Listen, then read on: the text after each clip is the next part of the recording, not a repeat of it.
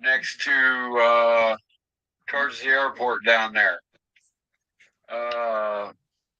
KXNO Airport. Confirm.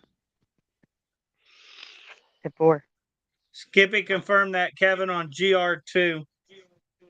Confirmed on GR2.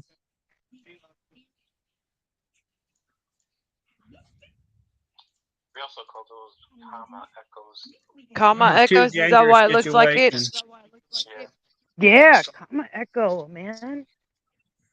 Like, if that's a thing, that's what I'm seeing, because that looks like a perfect comma shape. Wow. That's what it is. It is a thing. Guys, who you're hearing on the background talking on my Zillow is Kevin Eson, one of our main radar techs. He is very good.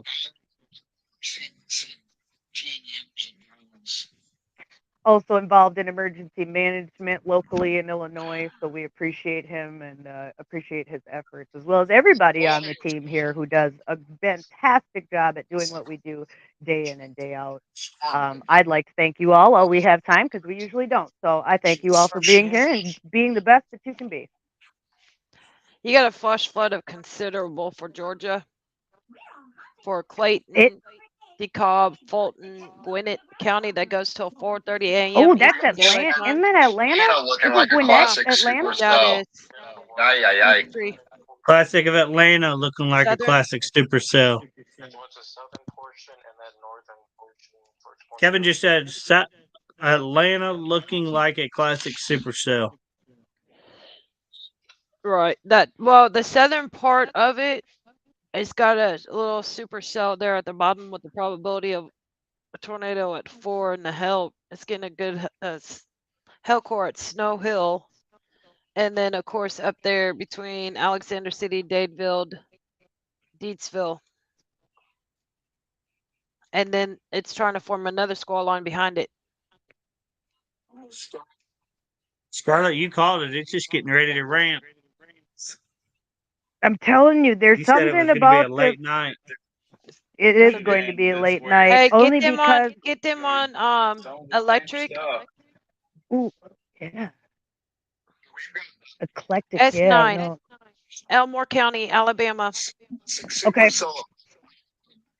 Georgia. It's on the hook part of our comma. I'm on right now. All three of those are produced or could produce. Yeah, Skippy, I'm verifying that on Omega. Elmore Hang on County, a minute, folks. Alabama. We need to get that one in. We need to go holler at them. There is a high likelihood of a quick spinnock on the backside of this MCV. Okay. They're choosing to issue a severe thunderstorm with tornado possible for South Carolina. For Calhoun, Lexington, Orangeburg, Richland, that goes to 11:45 tornado possible. Which we've got that anticyclonic feature over there as well, feeding that and spinning out new storms over there too. Yep. Skippy, I'm going to put on Omega to confirm exactly what you are seeing. Okay.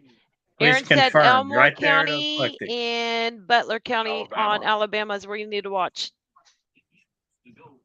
This is where I'm showing that at right here. Is that what you were confirming? Yep. Awesome. It's just always good to double check why we do this process.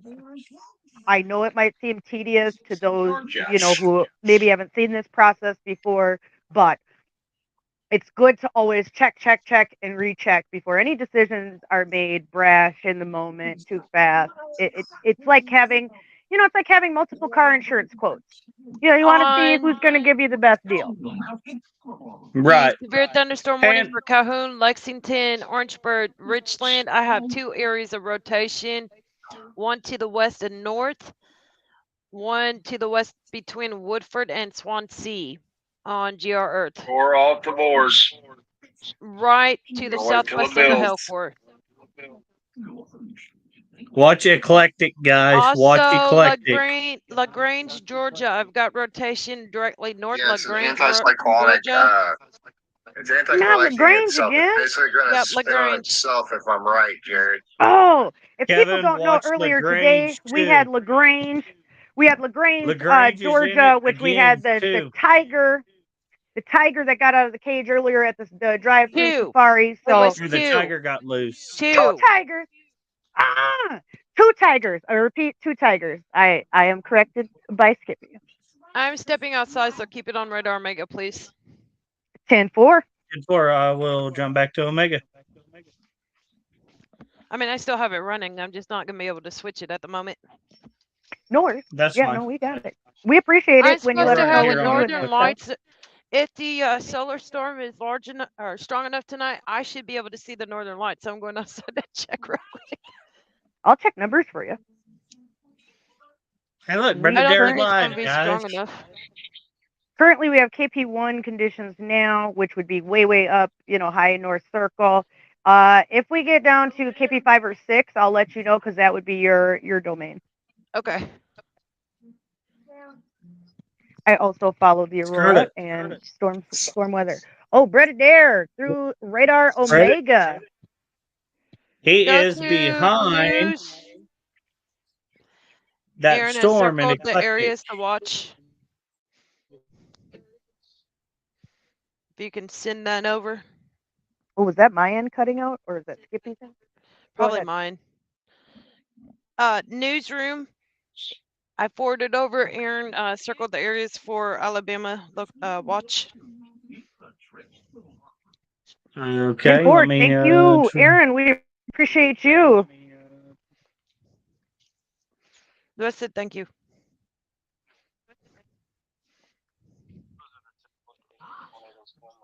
Any word about the Mississippi tornado? So the survey is going to take quite a while. I'm sure they're going to use multiple different partners with National Weather It is Service. EF4 It is a tedious high process end. to get it. EF4 high end. They're sending a special second survey team. There's a lot of data to go through and a lot of damage, so a second team is coming. 10-4. That's what I was just going to kind of explain, is that this process isn't just a quick, we look and we know. Look through multiple pieces of debris, look at things from the air, that's why all they're of the data, if you can get pressure sensors, if you happen to have sending them, this all of special that stuff. survey team. Because they specifically said it's a special second survey team. I can tell you the infrastructure is majorly damaged to the point of it's being compared to Katrina. Oh, Sock wow, is the man Sock. to fill you in on That's Mississippi. devastating. And Take the everybody, floor, this is Sock. Sock. Thank you, exactly. Sock is with Cajun Navy Ground Force. Sock, do you want to fill everyone in on what's going on? Yeah, we were there. We deployed within 2 hours of the tornadoes actually hitting in the area, and we got there, packed up on boots on the ground around 4:30 a.m. the next morning. We've been actively involved since that time. I can tell you Jared, for a mute yourself. fact, in Rolling Green, the Rolling Brook area is completely destroyed. When I say it's completely destroyed, their water tower pretty much got picked up and body slammed. There's no water tower no more for the city. There's no electrical infrastructure within the town. If there's electricity in the town, it's all generator right now. There's literally the outskirts of town are the closest places you're gonna find a working electrical pole or anything. Be quiet. Now, when I do, in saying That is that just also, unimaginable. I posted a picture earlier. I don't know if you guys, any of you have had a chance to see it, but we actually have damage to the ground where the tornado landed. It actually made its own dirt path when it landed. So yeah, I did see that scour. It is literally the FEMA guys and everybody are calling this comparable to Katrina. as Oh. widespread as it is and everything. I mean, That's- we're calling in resources, we're bringing in help that we didn't even have during the hurricane with us. Absolutely. You know, it's devastating. Like I said, that part of the Mississippi Delta is close to my heart. My family, my ancestry comes from the Mississippi Delta, not too far north of Winona. So it's a very special place to me. Now, if everybody out there would like to become involved or help or donate, Stock, how could they do that? Well, there's a few ways they can help us. One, they can go to gocajunNavy.org and sign up to volunteer. They can also donate financially on that website, or literally go to our Facebook page and share our videos and our posts, help us get the words out there. That will help us the most, because what we need corporate America to pick up on this and actually start to send supplies and to send donations and sponsors. And when I say sponsors, we're not looking for money for us. We don't leave until every dime we got has gone back into that community. I mean, we don't leave with a dime in our pockets. Oh, There's no absolutely. And money I've gets been paid. witness to that. Yep. We are a I've got into 100% storms volunteer because of organization. Cajun Navy. We are, we are 100% volunteer. We don't leave until we're comfortably knowing that the community has enough resources in place that it can sustain itself on the rebuild process, and B, people have either they have chosen to stop volunteering as much, which is putting us short on hands, and the finances have run out. Those are the conditions that we leave under. I mean, when I say we don't leave just to leave, we're still in Kentucky, guys, from the flooding. We still have teams, boots on the ground, every day working in Kentucky helping rebuild homes after the floods last year. So, and I can tell you for,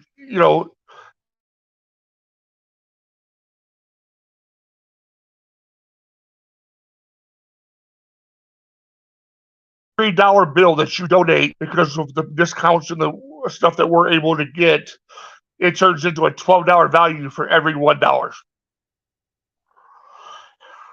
So if you can support the Cajun Navy, go to the website, gocajunNavy.org, sign up to volunteer, donate financially, and if you can't do that, we completely understand. Please just go to our Facebook page, like our page, and start helping us get the videos and the post out. That will help us the most. Thank you. Thank you, Sock, for that information. Scarlett disappeared for a minute, so I figured I'd pop on for a quick minute.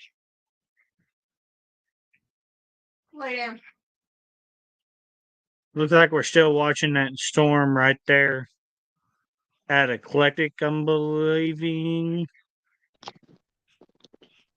Yeah, one little side note before I had gotten kicked out of the stream is just that Cajun Navy and their mission is very close to my heart, because that's how I got into storms. United Nations Weather Team would not exist without Cajun Navy. And the integrity that they've shown, the way that they show, you can get volunteers, just regular people from all across the country, doesn't matter who you are, they can for you to help. And it's us all coming together as a group, and us all coming together as citizens and individuals who care about one another, that makes the difference. And that's why we're doing what we're doing. So it is a special mission behind my heart. So if you guys tonight feel so inclined to donate to the mission, they need every dollar they can. As they said, they leave everything out there, and they don't leave these communities just, a week or two after. They're there for months, sometimes even years. They coordinate with certain communities if the level of need is great enough. So you guys, this is a wonderful organization to put your money to.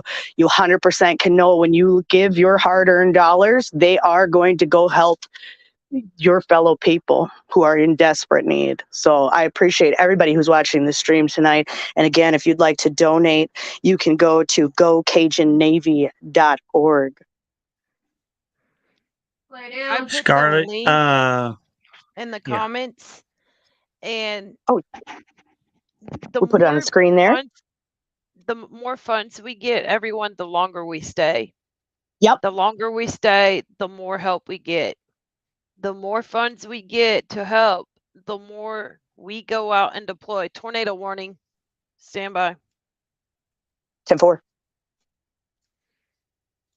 National Weather Service in Birmingham has issued a tornado warning for northeastern Elmore County, central Tallapoosa County, and east central Alabama until 11 p.m. Central Daylight Time.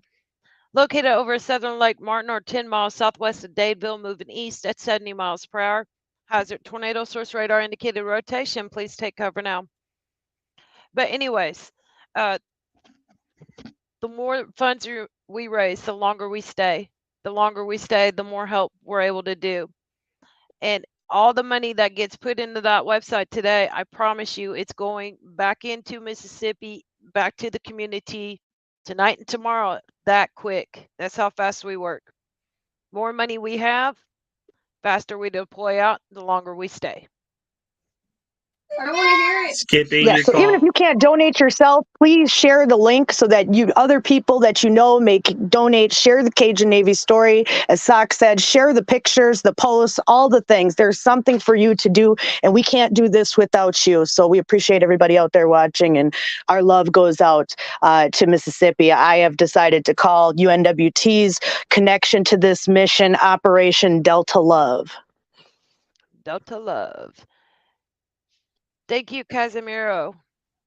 He says, Cajun Navy are very great. Thanks for all your service. You are very welcome. This is our way to give back to the communities and show support and love.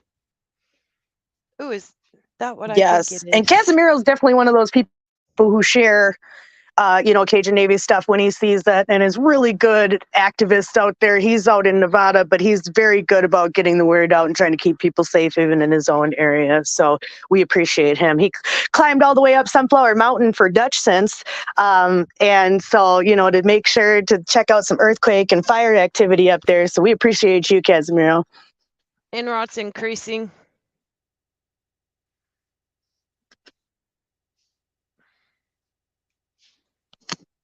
That's that spot we all told you to watch. Yep. Eclectic. There it goes. Woo. This is why it's important sometimes to just keep eyes on certain storms. That's why we need multiple people. So if this is something you're interested in, consider come joining us at the Weather Co-op, join United Weather National Weather Co-op. Team, join Cajun Navy, join whatever group you can that you're interested in. But if you'd like to learn radar specifically, come to us. We will teach you.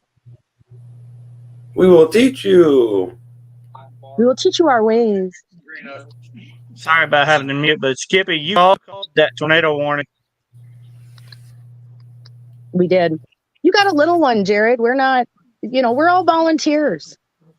Well, here's the at thing. this point, if you don't want to Go do ahead. weather, if you can't handle the stress of weather, or you don't have the equipment to do the radars and stuff, that's okay. I've still got jobs for you. I'll teach you alerts.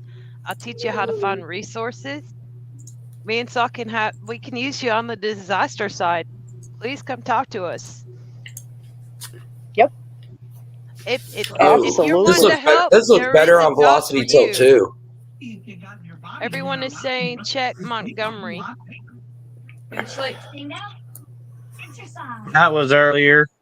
Skippy. This looks Okay. on Velocity, but if high you res wanna help, Velocity. there's This a looks way even to better help. on Tilt 2. Give me a minute. I will put it on Velocity Tilt 2. I'll start counting. There's a I way got for everybody GRQ to up help, as though. Like well. you said, we'll find something for you guys to do if you feel like you need to help. If you're at home and you feel terrible for the people of Mississippi or for any storm or natural disaster that you see, we're here. We're ready to deploy to try to get resources together. We can't do it without all of you and getting the word out, though. We have a very large and growing remote team along with our ground response units. We True. use our remote teams for all of our technical stuff. That is true. We use our remote teams like, in I'm always I looking was for in Minnesota candidates. working in Harvey, so that's just an example of that remote team. I was talking to EOCs or this or that, or people down there, and I was up here in Minnesota. Exactly.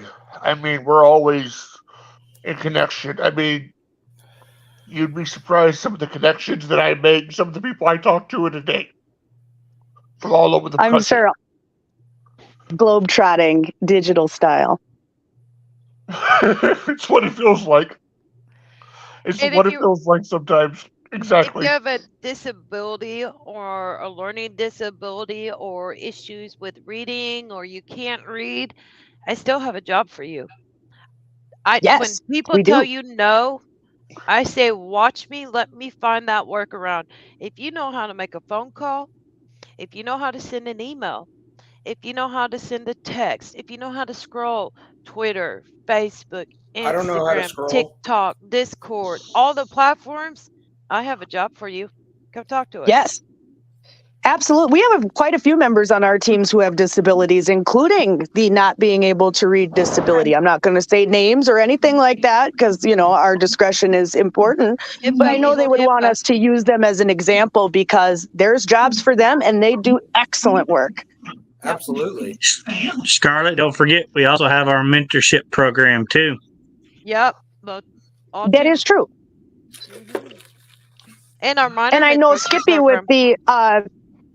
the and then the minors too. Minor program you guys got going on there with the National Co-op as well. Getting young kids, the next generation interested, involved, and showing them how to, be in action. I mean, I can't tell you how many times on literally the last two disaster deployments. I don't know how many of you know, but we were excuse me for a minute. We deployed our remote teams for the resources in California when everything started going down there with all the snow and people getting trapped and stuff. And I literally got a hold of Skippy Arzello and said, "Hey, I need help," and literally the whole team was on it. I mean, we had everybody working, and like I said, there's positions for everybody.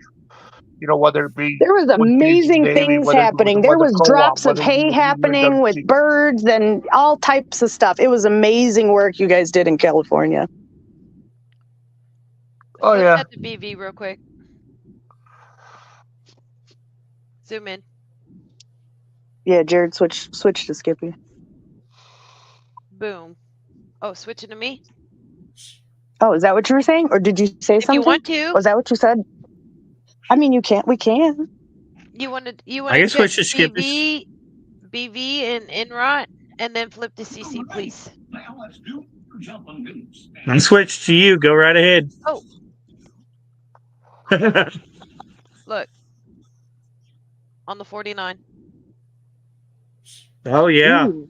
Touchdown. Or at least close to it. It's trying to do something. Not. It's still no trying debris to signature. have some action.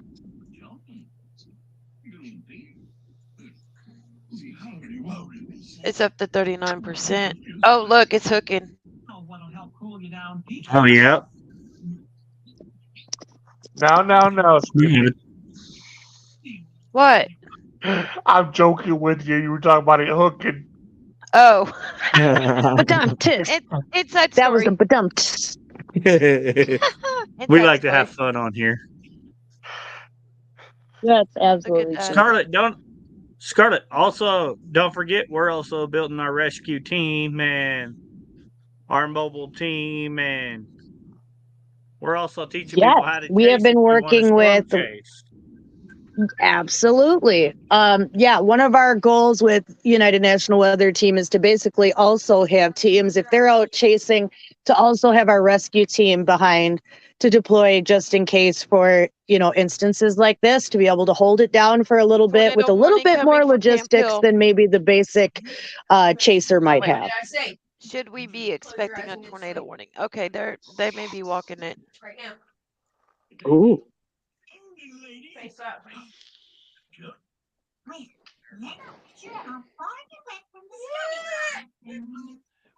Yeah, so that is our ultimate goal with United National Weather Team, is to have our storm team who does Yep, all of it's the back in. things, forget- and then have rescue side as well. Don't forget, Scarlett, we also have nonverbal members too. Ozzy just popped off on the chat, private chat. Yeah, we do. That is We have true. We do have nonverbal. nonverbal members. We will take nonverbal members as well, or even deaf members. If we can make that work somehow through videos and things of that nature. I would like, if somebody is an ASL interpreter, to get in touch with me and knows ASL really well, that knows the signs for this, because I would like to be able to make videos or have even a separate live stream for them that could be an ASL, because I don't know anybody who's doing that. March to early April looks to be very active severe weather for the deep south. EPS and GEF agreed. Sorry. Also, Up in the parts of the Midwest and Ohio Valley. Oh wow. Season has started. Also, while we're on live stream, can we bring up day 6 and 7 with the SPC? Yes, there is a Oklahoma risk and at the the end of this plane? week. I'm going on my first storm chase, y'all. Are you? Where you Yes. going? Local boys. Don't know will if be out. Illinois or Iowa, but we're going. Yeah. Joplin local boys will be going out on Friday because it looks to be a day chase. Tornado warning off the board. Oh, there we go. Oh, by the way, Jared, that's day 5 and 6, not 6 and 7. Oh, okay, cool. Thank Day you, 5 and Noah. 6. Thank you, Noah. Meteorologist Noah Yep. Deer there. I think Noah might come down on Friday and Dang, join that's us a too down small here in tornado the Joplin warning. area. It's expired. Yes, it That is a is. small tornado warning. Tiny polygon. My goodness, I've never seen that. Unless they're going to recycle it. It could be. It's like covering. Yeah. Or they're Like just 2 trying to give it towns. a chance to see what's going to happen, and then they'll. I can't tell if it's losing that comma shape or almost getting even more We gotta see intense if as it's it's in that last recycling. frame. It's Yeah. gaining it by Dade Hill and Camp Hill. Dadeville and Camp Hill. It doesn't help that I got it moving. See? Oh, It's and it's trying going to to go back recycle. towards Milledgeville again, and Milledgeville got hit earlier today. That's that tour we called We're this trying to this figure out morning. if it's recycling. Remember, SPC said at the end of the night we could see it go from east to west. That's true. Go back to the west? Yep. Whoa. Yep. We have a TVS marker on Omega. In this storm or somewhere else? Don't forget we And still no, got this watch down storm. here too. Well, yeah, Let it's me, Skippy, let me a pop off tour. Omega here Yep. real quick on this. And show Scarlett where it's popping off on that TVS marker. Right here at Lake Martina, but right here at Dadeville and Camp Hill, Mm-hmm. Dadeville. Okay, yeah. it was Here, let me trying to comma out a little more. Let me get up reflective. There you go. Okay, yep, there it is. And you can see Here's where that. it's kind of feeding in there into that comma shape still, 280. where it's got I wouldn't be access to surprised if get they airflow reissue. in still. I wouldn't be surprised if they reissue that tornado warning.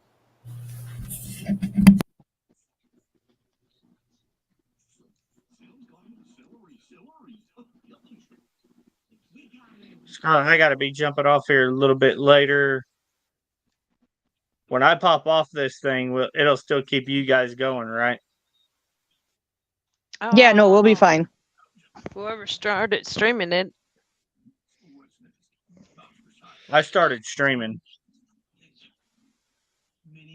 Yeah, it shouldn't matter even if everybody left, as long as nobody hits the end button, it would still be there, just blank. Oh, sweet. Yeah, since we Yeah. streamed how long without hitting the live button? Yeah, true. Lighting. That's true story, everybody. That is a true story. Don't ask. But Okay. Don't to be ask. fair, we have had back-to-back storms, and I haven't been able to train everybody individually on how to use the StreamYard, what buttons to press, etc. So we've just been kind of throwing Jared in here in storms, and he's been winging it, doing the best he can. So, I mean, he's Yes, been I have. pretending like he knows what he's doing. So, you know, you guys, we get what we get. We're all volunteers. So, That's right. Maybe one of these days. Oh, Scarlett, we did get our LLC license. We forgot to mention that. yes, we are a registered business as well. So that is something that you guys can, that has changed recently. So yes, feel comfortable donating to We us. also We are in good standing. have our PayPal if they want to donate. They're With sending Yes, out a severe absolutely. If anybody would thunderstorm like to warning donate, if for you like what we Calhoun. do here. Tornado threat What seems was to that? have diminished for now. Calhoun's getting a severe thunderstorm warning. Ooh. Tornado threat seems to have diminished Okay. for now, so they're giving it time to Okay. rebuild. Okay, guys, this is an update Let's from watch the it. Yep. SPC. At this point, it's just wait and see with these cells. Yep. It looks like the area that I was explaining that was by that lake. I can't see exactly what it's called, but it looks like that's closing in a little bit more where it's not getting access in to flow into the storm. So that could be why it doesn't have as much feed to keep spinning.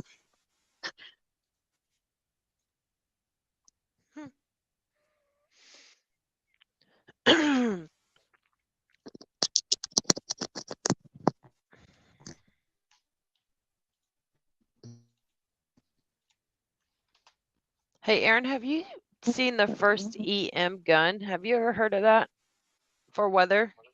First EM gun test for weather, electromagnetic gun. I think it's diminished for the evening. I think the next. They're claiming that this could Skippy, end violent storms. What?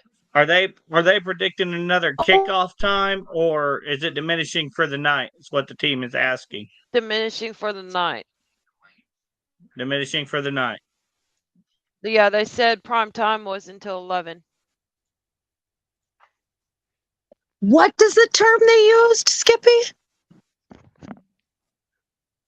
Electromagnetic To describe gun. that? Which one?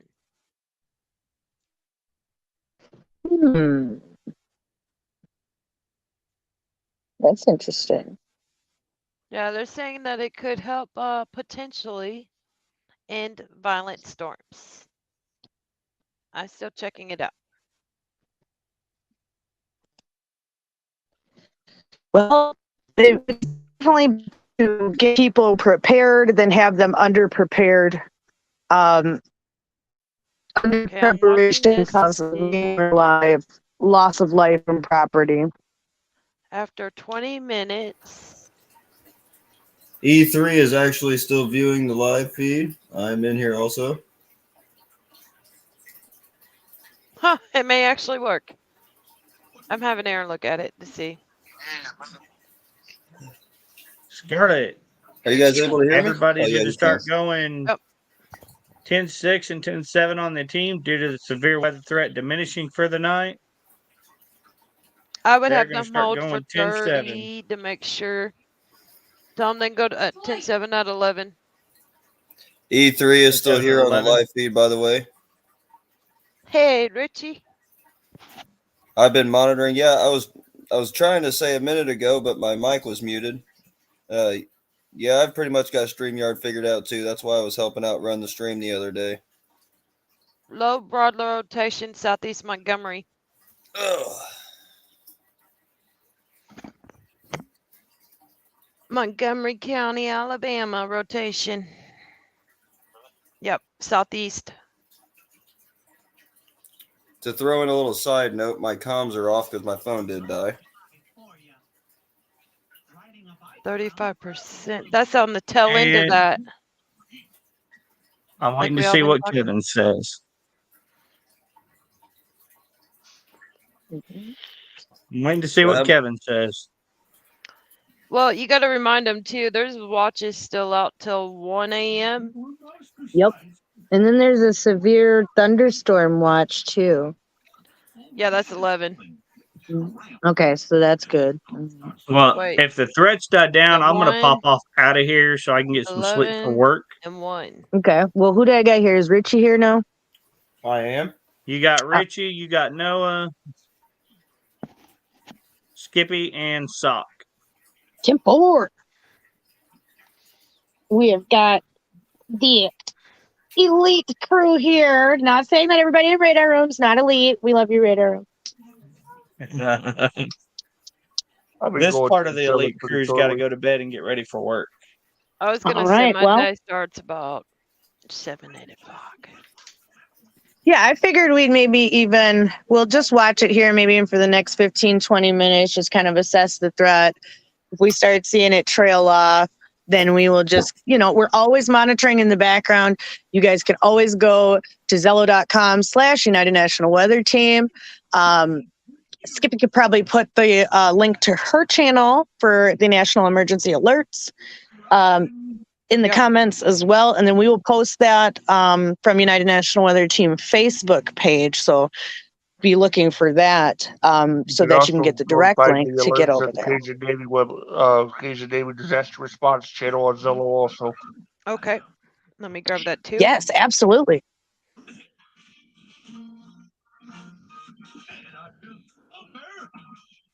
So I'll link all of those channels after. You can find all of us there. Time. A minute, I'm trying to get the link for our weather team page to put it up on the thing. Yeah, because Yeah, I don't just have your a second. alert channel because I've got over 10 of those. And your guy does I'm sure you do. amazing. Your guy does amazing. Though I will Adam come over if is you on need- point. We love Adam. He is good stuff. If you need a fill-in, I got you. Absolutely. Yes.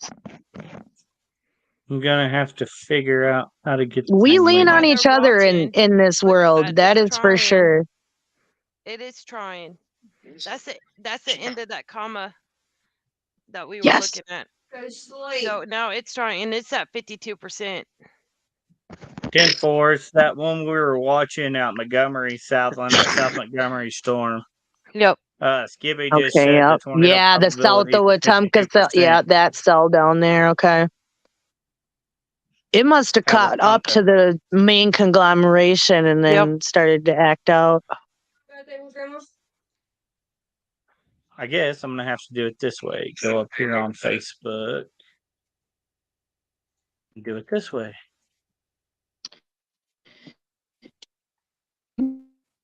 I can't type tonight. Scarlett. Rich, I got to say, You're glitching. Yeah, you broke out a bit there, Scarlett. She's a robot. South Carolina again. through some of the damaged areas in Mississippi. So Carolina just actually, went one. Ozzy, we should have some pictures that we could show. So Are you looking for pictures for Mississippi? Yeah, absolutely. Oh, Okay, KJ go Navy's to got our tons. Facebook page. There is a Oh yeah, we ton could of probably them share on their there. page and go through and show it. Yep. And there's videos. Do that because while we're waiting on, we don't need to have the radar up while we're waiting to see what this does. So We if can break somebody through. who has the computer access right now, Oh, I do. which one? Ichi, Noah, who?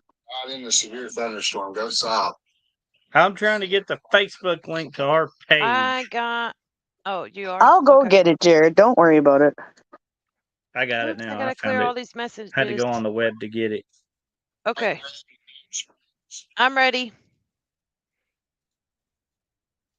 All right, we'll put Skippy there so then we can show some of the pictures and current damage. It's important to know what it does look like down there because once you start seeing some of these images, completely your heart sinks.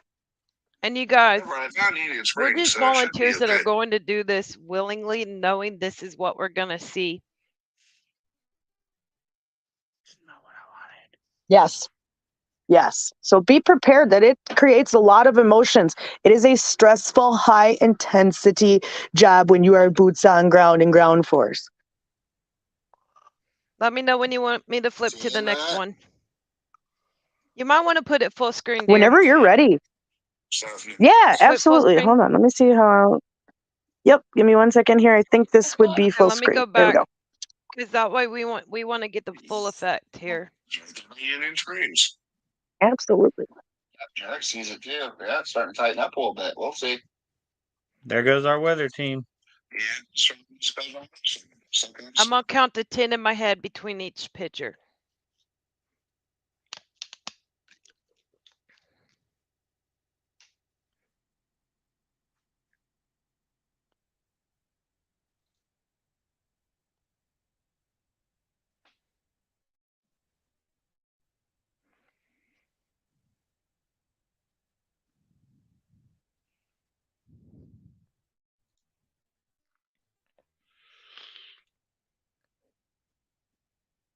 Why are you muted, Chair?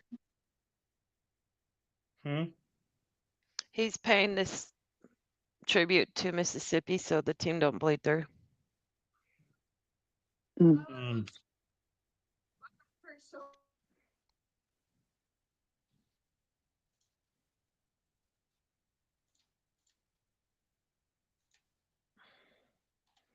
Okay, hold on. I'm gonna put a just comment look over at here that. so you guys can see.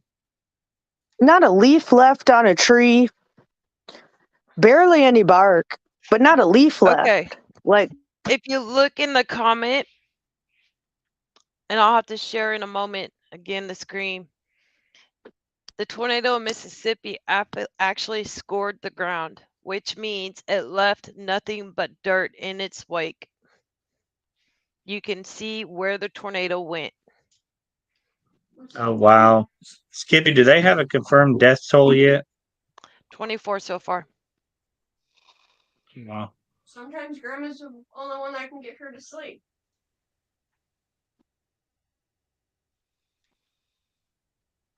Our thoughts and prayers go out to all of the families and people connected. You know, in a town of only 2,000 people, in like Rolling Fork is, and some of the other towns, Silver City and Amory, you know, these are small, tight-knit communities. Everybody knows everybody. Everybody knows somebody who's affected. You know, this is a big, life-changing deal for these communities.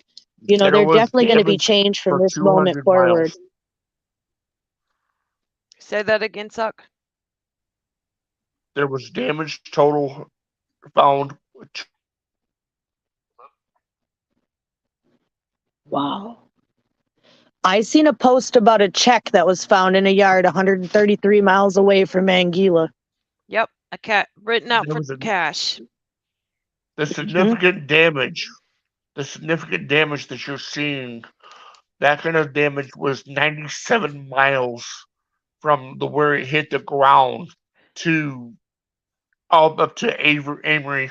That's where it literally, Amory is pretty much where it ended with the substantial damage, but it kept on trucking, and there was stuff found 200 miles from where it started. Wow, 200 miles. You know, Sock, looking at these pictures makes me wonder, look back and realize how lucky I was with the Joplin tornado, May 22nd, 2011. I survived the Joplin How lucky a lot of tornado. you are on the team. Don, Adam, Noah. I'm going to pause you know, right Travis. here. Look at that. Just let that sink in. Pulled up roots. Pulled up roots. There's a picture or a video up there where a tree got picked up and practically thrown through a house. When I say thrown, like the roots and all came through the roof and got planted into this guy's bedroom within 5 feet of where his bed was. We will play it. They won't be able to hear the video, the sound, because my microphone, unless one of you guys plays it at the same time. But we're going to play that.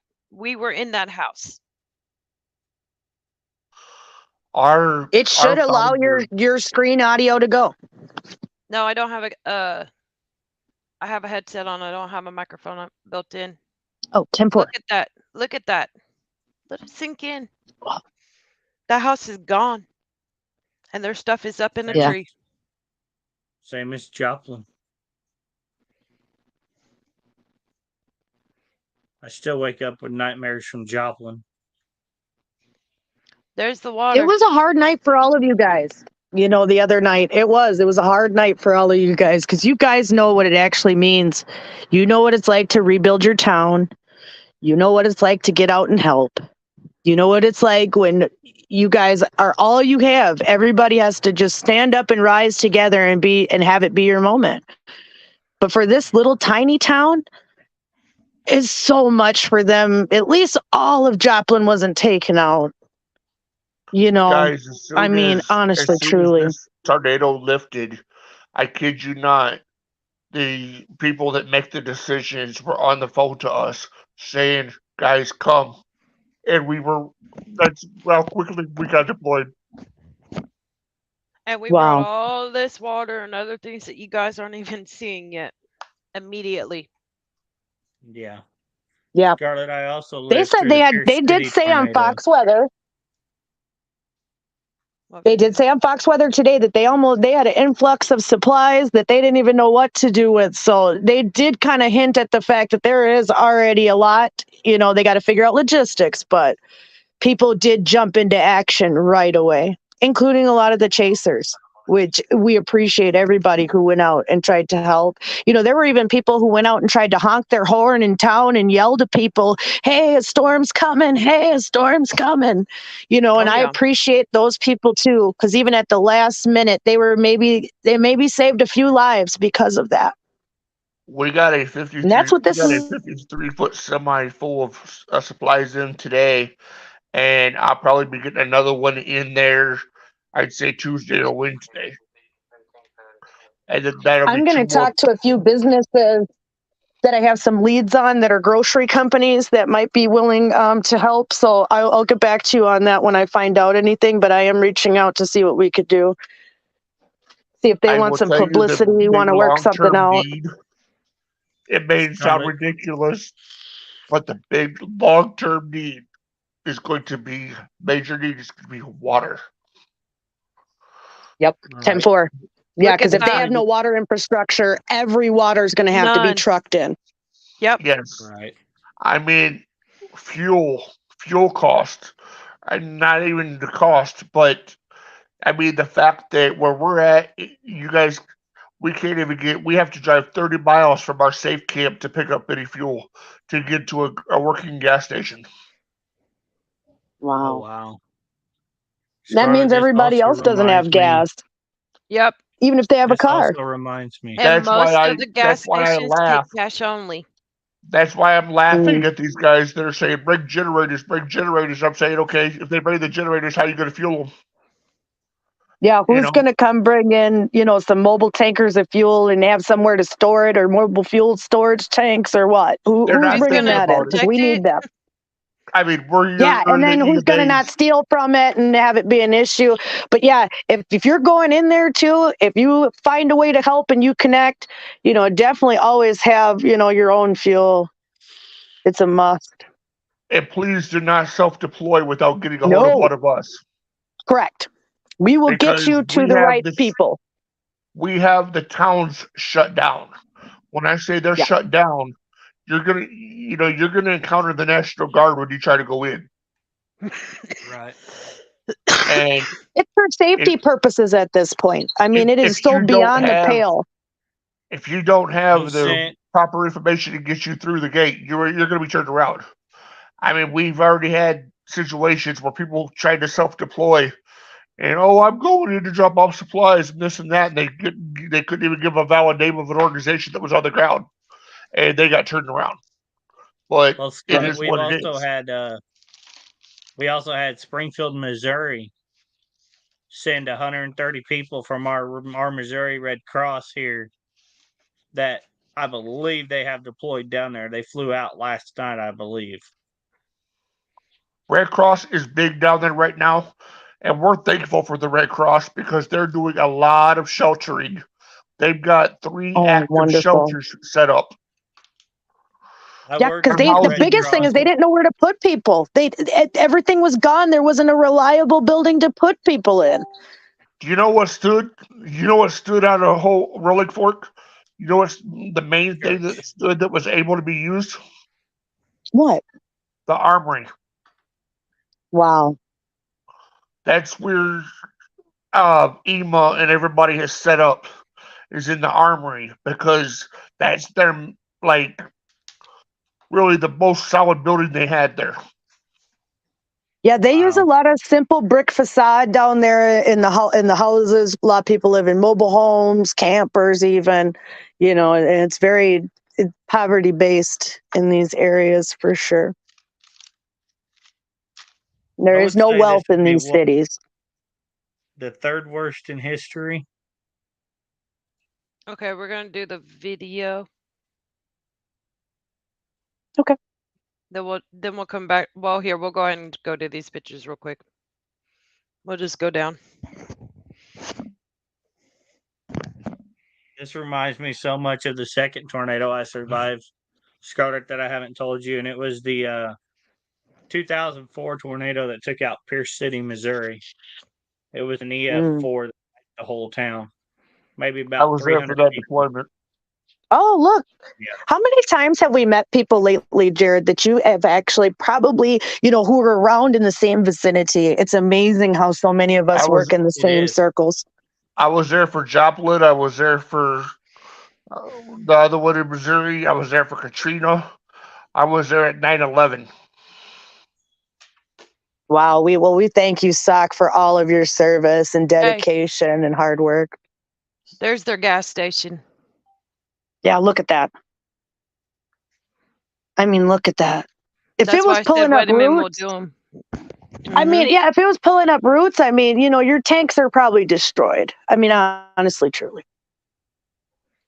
Yeah, I mean, we figure the whole infrastructure is destroyed. Yeah. Yep. There's How do the you other part of rebuild their gas that? station. How do you rebuild that? Sock can tell you. And who wants 'Cause to we're stay to doing it. rebuild after living through that? There's only 2,000 people. I mean, I Well, really hope the that's love of the all thing. of They the won't. volunteers that's coming in, the love, the care, the support will help invigorate the people of Rolling Fork and give them the rock to stand on to get back to a beautiful town with good people, good folks, There salt used of to the be earth homes folks. there. There used to be homes there. Can you Wow. tell me where they sat? You can't even tell. You would think that's a nature area potentially That even. used to be that right there used to be a modular home community. Oh my goodness. Literally, that And used to those be a are built modular on home community. foundations, y'all. Modular homes are built on foundations. Yeah. They may be modular in wall side, but they are, bolted down on foundation. They're a little bit more secure than a mobile home, but still not a secure option for storms necessarily, especially nothing of this magnitude. I mean, that's absolutely next level. Guys, when we say this is comparable to Katrina, it was. It There's is. their other gas station. Oh, Right there. Yeah. I mean, even just the horizon's reminds- clear.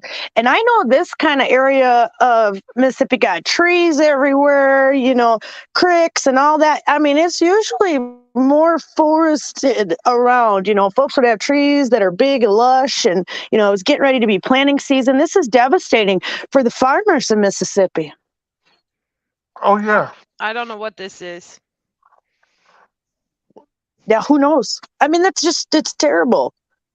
You guys, I can't even tell what roads they're on down there with all the debris. They're We don't having have to get- signs. There's no road labels. Oh, I understand that. Can I tell you all a story about Joplin Absolutely. while we're talking about this? So I worked search and rescue with Jasper County, and then I also worked on the Red Cross. So I was doing double duty, working shelter and search and rescue. Well, I'd brought my 4-wheel drive out because they were requesting 4-wheel drive trucks. I got to 20th and Duquesne, a place I know all tremendously because I lived in Dunawig at the time. And when I got to 20th and Duquesne, it was so black. The gas station was so messed up. I didn't know where I was. Yesterday, I'd say 95% of my hometown is gone. Businesses all gone. Video. Shit. Oh, we can hear it. Gone. Oh, I can can't you? understand right around town.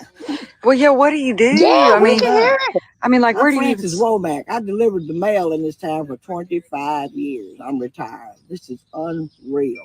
Mm-hmm. I know everybody. Mm-hmm. And, you know, my relatives here. Mm-hmm. Then I have been here for years. Mm-hmm. This is our Delivered mail videographer, here guys. all this time. And the post office is gone too, isn't it? The roof's gone off, but it's still standing there. Yeah. All she does Sound is is going, go coming from right through. Yep. disaster doing this kind Can't of work imagine for that us. delivering mail. Mm-mm. This is just somebody put pure devastation, and after I couldn't see the whole town yesterday. Now you can ride. It is pure devastation. You could probably count the homes that didn't get hurt in two hands. Mm-hmm. And you're from where? I'm from Kentucky, but we're from Louisiana, all of us here, Cajun Navy. Cajun Navy. I seen that on some shirt somewhere. Maybe around here. We were out here yesterday. My good friend lives right down there, and he wasn't at home. And his house got You get ready to see a whole lot more than church lady. Everything in his yard is everywhere else. Yeah. And he has a lawn mowing service. He won't be mowing lawns anymore around here. Yeah, not anymore. Hmm.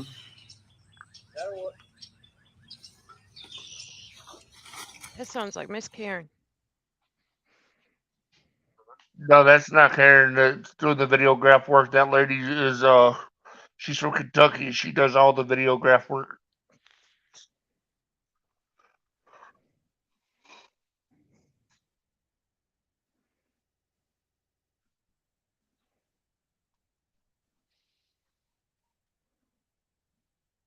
Sorry, I just had to cry. It reminded me of Joplin. I feel for these people. Look at that. It's a hard pill That to looks swallow. exactly like Even in Joplin disaster work. from 26 to Flying J. Jeff Petrowski even stopped and started doing search and rescue at the high school and was just trying to pull people out of houses. Joplin was a very high populated area. That's what was bad about Joplin. Yes, it was. And, you know, it was Saturday. MSS Joplin School was supposed to have their graduation Saturday, but it rained, so they postponed it until Sunday. And at 5:50, when the tornado hit and was gone by 6:15, they There's had their water just tower. let out for high school graduation. Look. Wow, look at that water. Guys, there's the water tower. She showed you. Just splitting. Now do you see why I say it got picked up and body slammed? Yeah. Yeah. Yeah, I don't even know how you would do that. Like, think about how heavy a water tower is to split like that. Like it was a pop can. It looks more like an egg that was crushed, honestly, to me. And then look at the snap. That base is solid. You know what I mean? They build them for stability. And it just crushed like everything's like little tinker toys. Whole semi trucks, whole cars crushed under rubble and sides of walls even. And I mean, wood for days, debris for days, papers, people's lives, pictures, memories, memorabilia, history gone. The whole library is gone. And then it rained, I'm sure, on everything. So, you know, hey, that's great too. The fire station's gone. The police station's gone. The city hall's gone. Ever wanted to see what the inside of a water tower looks like? Because there you go. Yeah. And then look at the ground around it. Look at the impact it made on the ground itself.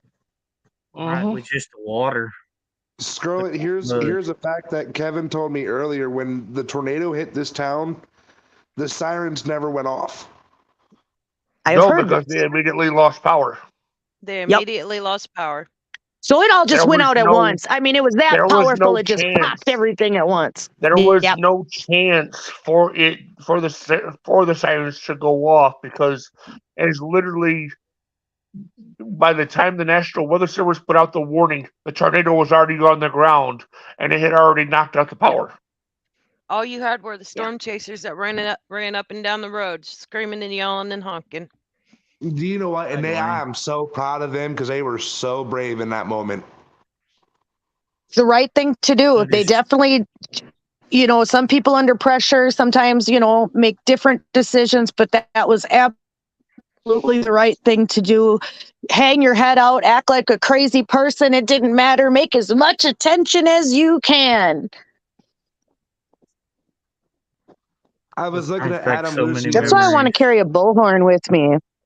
Just in case you just need that bullhorn moment, like attention citizens. Like, Well, for real, why don't like, you consider getting one of the CBs with a PA in it, and then you can have the loudspeaker attached to your car, and you'll get even more sound out of that than you would out of a bullhorn. Well, and here's the thing too, and I was reading the article today that came out. Zach and them said they were literally honking their horns.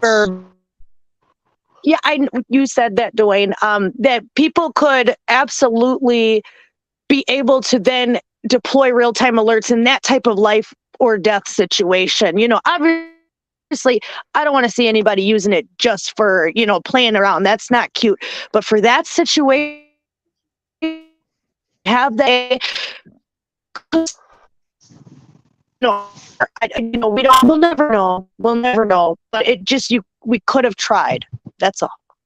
Okay, you guys need to listen to this one. This one's near and dear to us. Oh boy, this is the one that'll bring You okay? tears to your eyes.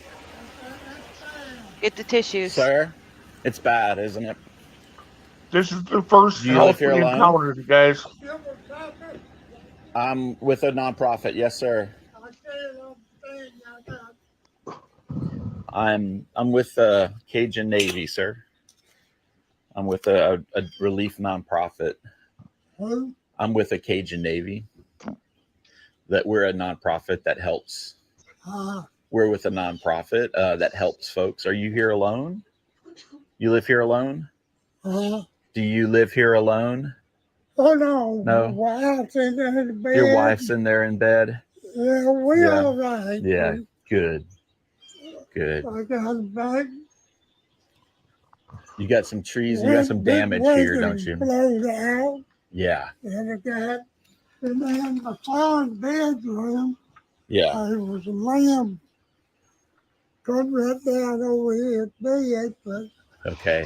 he was in the hallway when it hit. Yeah. So, Yeah. where are you from? Louisiana. Louisiana? Yes, sir. Yes, sir. I'm with the Cajun Navy.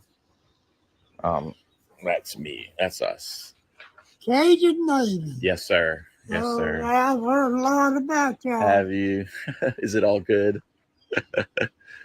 Well, I see your trees are blooming and everything. They didn't blow the leaves off the I trees. got that tree there. Yeah.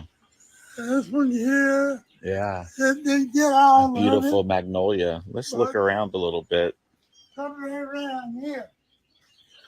Yeah. See that big old tree? He's got a lot of damage in his yard. Show the roof, Rob.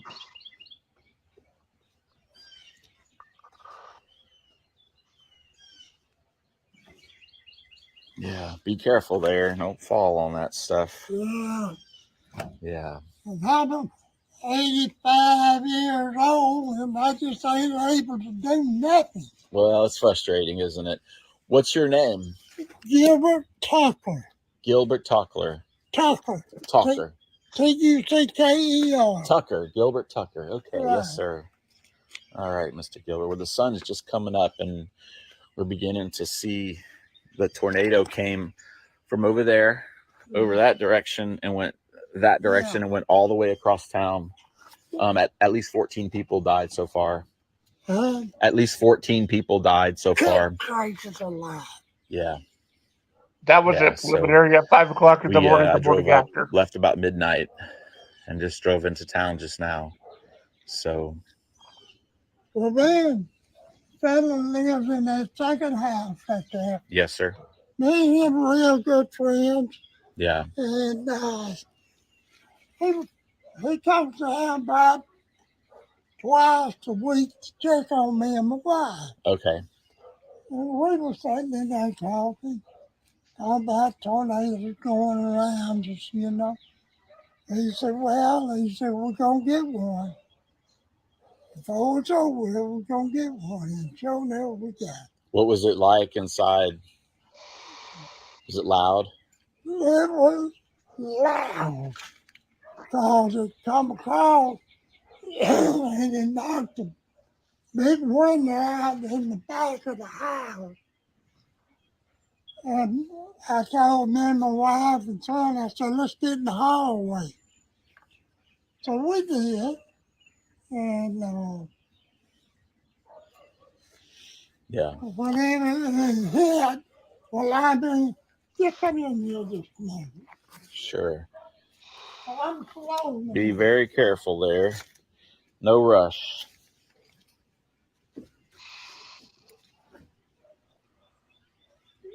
How long have you lived here?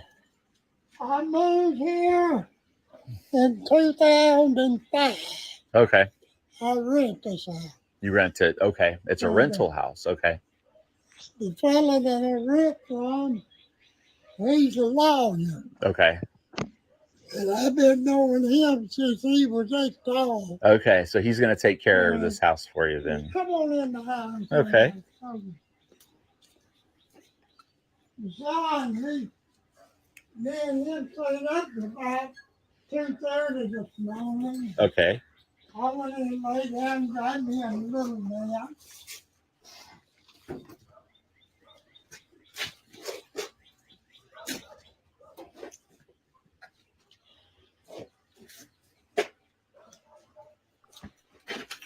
Get that. I got He that. done got up. No He built him a electricity. pallet right here so he could watch the door. Okay. Oh, your son did? Yeah. Hello, Dad. Hey, sir. How are you? I'm doing good. I'm with a nonprofit called the Cajun Navy, sir. What's your name? I'm Glenn Tucker. Glenn Tucker. It's nice to meet you. Are you his son? That's your dad. Okay. Hi, I'm Miss Tucker. Hi, Miss Edda? Miss Evelyn. Edna. Evelyn. Evelyn. Got it. Okay. I'm deaf. You see it blow that window out right Oh, there. okay. Yeah. Looks like you have some roof damage back there too that you're not going to see till it rains See, I though. got my walker there. Okay. Yeah, no electricity. I was sitting in there whenever it hit. We were, huh? Wow. But we was back down there in the hallway. And Well, was that scary for that storm coming through? Oh. Yeah. What was that like? Well, I'll put it like this. Whenever it hit, I went in my bedroom and just stepped back out when the tree limb come through the roof. Wow. And it's still in the roof. Yeah. If Yeah, it he rains, crawled you're going to into get the some rim, but water look at the picture. in there. So you're going to want to tarp that, get that tarped. That's an important step. whenever he gets that up, we'll Yeah. go back there in his bedroom and just Yeah. let him show. We'll have folks coming into town. They're on their way now. We'll get them out here and get them up on your roof and get a tarp over it for you. Well, I got to get a tree off of it first. Well, yeah, we'll help with that too. Yeah, you got to get the tree off and get that tarp. So if it rains, you don't get water. Well, I in got there. a friend coming out of Vicksburg this morning. Go try to help me cut some of this stuff up. Yeah. Okay. Yeah. Go down. Yeah.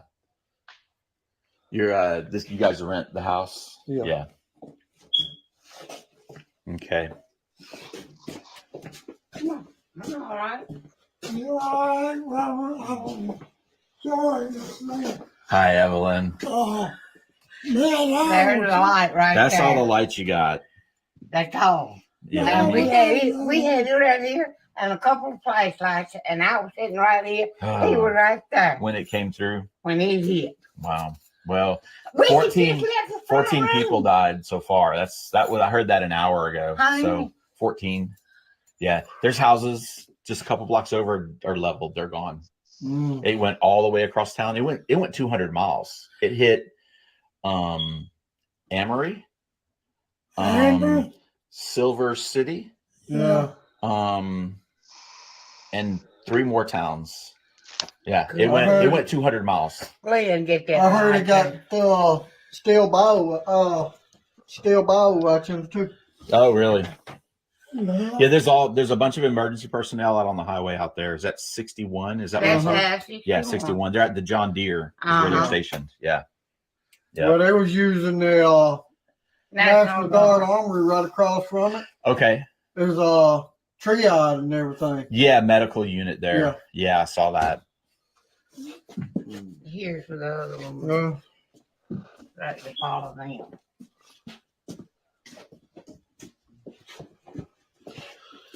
Okay. There's the tree limb. Wow. Go.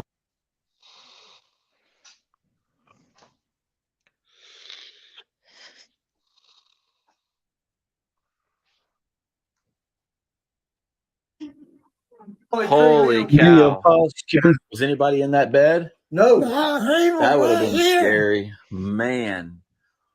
I went in there and got my flashlight. There's a and tree come back coming out, through there. and that went boom. Wow. That was loud, wasn't it? You bet you thought the whole house was coming down. Yeah. Yeah. Right there's a piece of that Just so you all know, that was a nervous laugh from him. maple tree out there. How long did that last? The sound and all the racket? I couldn't tell you, but Yeah. it did him hurt this room. Yeah. That's the way it is. Yep. Well, there's no damage to this room here. Okay. I saw what kind Well. of years that one come through Kansas. Do what now? What year was it? 71. 71? Oh, yeah. Another tornado came through. We lived in Gator when it come through, but we didn't get too damaged. Yeah. Well, we're gonna I have folks coming into town, and we'll come back in and check on you guys when they get here. And if y'all still need help when they arrive, we'll get our equipment and get to helping y'all out. I'm gonna need some more chainsaws. I got one. Yeah. back in the back. So here's the thing with him. Let me go back up. They went over there to check on him again today, and they found him up on his roof. No, he was trying to get on the roof. Yeah, trying to get on it. This is just No, sad. you know, that's because these folks have worked so hard their whole lives. Yep. All they know how to do is work. That's it. And Yeah. he see literally that- turned around and with a smile and says, "I'll hold the ladder." And to Yep. see When he realized the Cajun Navy was there, we pretty much were not going to let him up on the roof. You know. No, that man don't need to be up on that roof. No, he doesn't. And to see the damage it's done, like the house is still standing and like you can see like the tree limbs and stuff. I'm just glad that nobody in that house got hurt. Scott, have you ever seen the actual pictures from the Joplin tornado?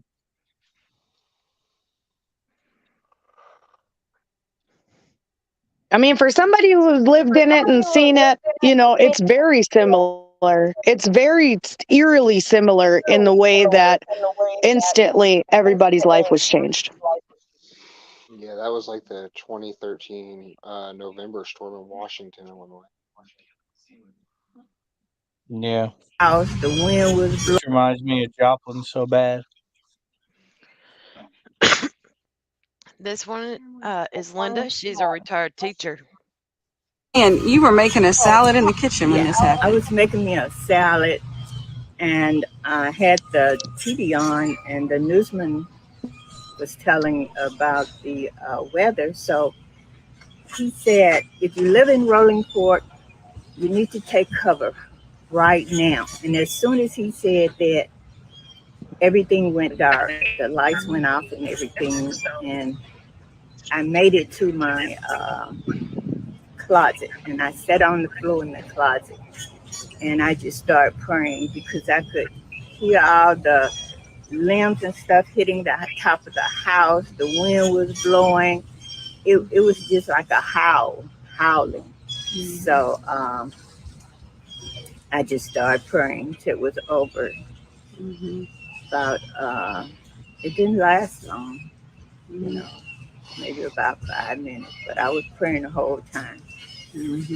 Lord, help me. Hold my hand, Lord. He Because did. I didn't know what was going to happen. Yeah. But look, you did. You got your house still, so that's good, right? Right, you did. But you come out and your whole town's not what it was. Yes, indeed. And we appreciate you all so much. Help. And what was Everything your- helps now. Yeah. It helps.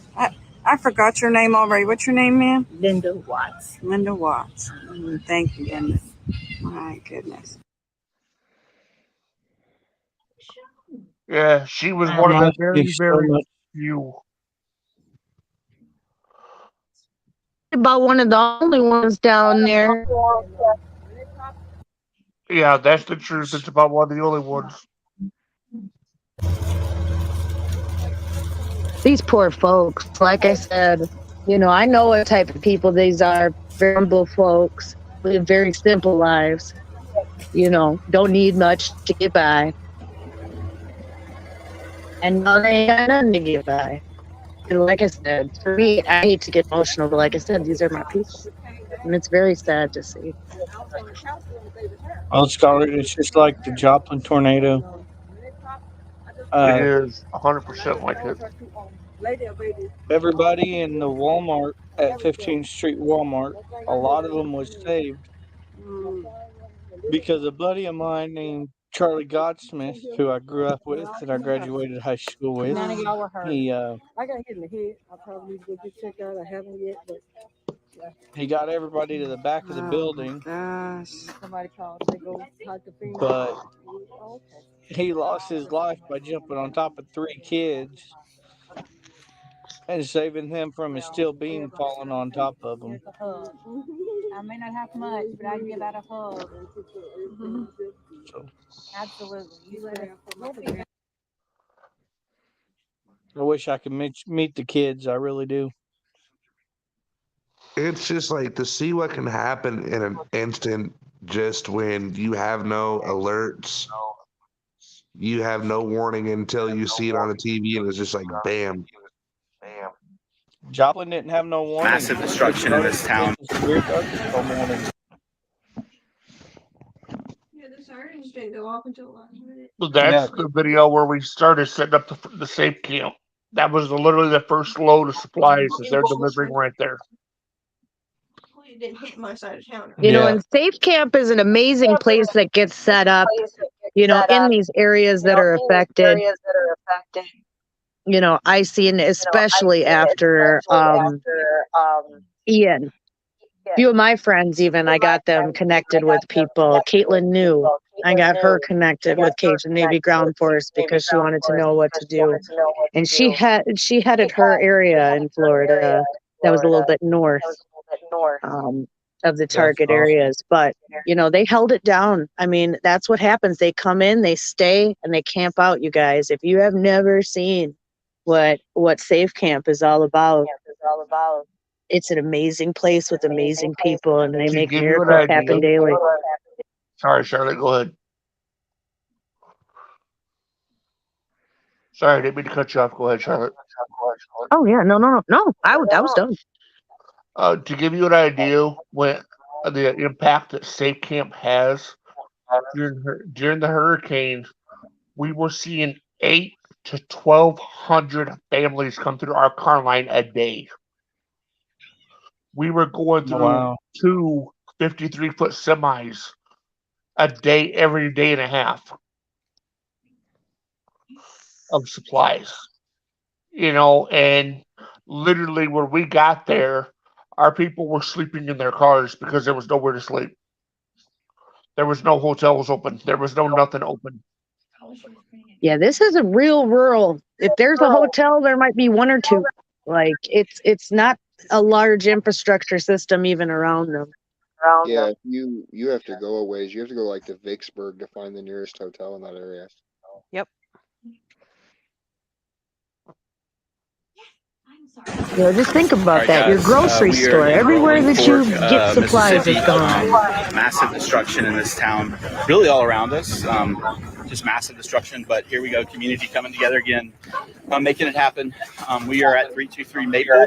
If you want to help, load up your cars, load up your trucks, load up your trunks, load up your trailers, and head this direction, 323 Maple. We need to fill up this parking lot for the community. We got plenty of volunteers. We need supplies here. You're going to come to 323 Maple. There's a parking lot. You can't miss it, right out front. And we're to load up this parking lot. We need water, lots of water. The water tower here was destroyed. It was standing over there at one point. It's gone now. They need a lot of water. Also, food, diapers, personal hygiene, dog food, pet food, brought to the community. There's a shelter set up that this stuff can be sent to, and then we're going to run a drop-off line on this side, pick-up line on this side, drop-off line over there. We have a forklift coming, so not everything's going to have to be unloaded by hand. But just wanted to give you guys a little bit of a view of what's happening here. I encourage you to come out and support Rolling Fork. If you're closer to some of the other towns that were impacted, definitely feel free to go out there and help them. But lots of damage out here, guys, and lots of need for supplies and volunteers and everything else. You build it, they will come. There's 40 volunteers out here right now today helping to stack this water, and a lot more coming. Anyway, y'all press the share button on this. Load up your trunks, your trailers, and your trucks, and head to 323 Maple in Rolling Fork, Mississippi. Thanks, guys. That reminds me, Joplin, when the tornado hit, we had 2 hospitals.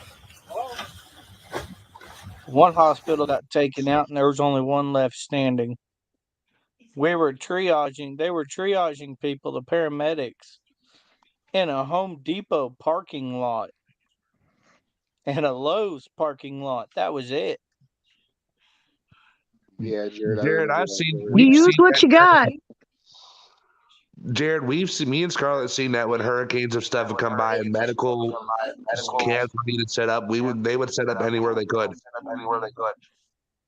Yeah, They were Jared, even doing it out of a tent, triage and in surgeries Yep. out of a tent in the parking lot. You have to do what you got to do. We've seen them in gas station parking lots, high school parking lots, police stations, anywhere. It's because wherever they can But in set up this and help, case, they there's will. nothing. Right.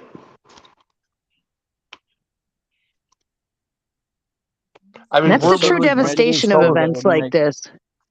We're literally Oh, I'm bringing sorry, in Zach. solar power to run the command centers. We're bringing in all that kind of stuff, guys, because God knows we don't know how long we're going to be there, first of all, because apparently EMA and sheriffs are wanting us to do more of their stuff for them, too. So, They didn't God have knows how long. much before.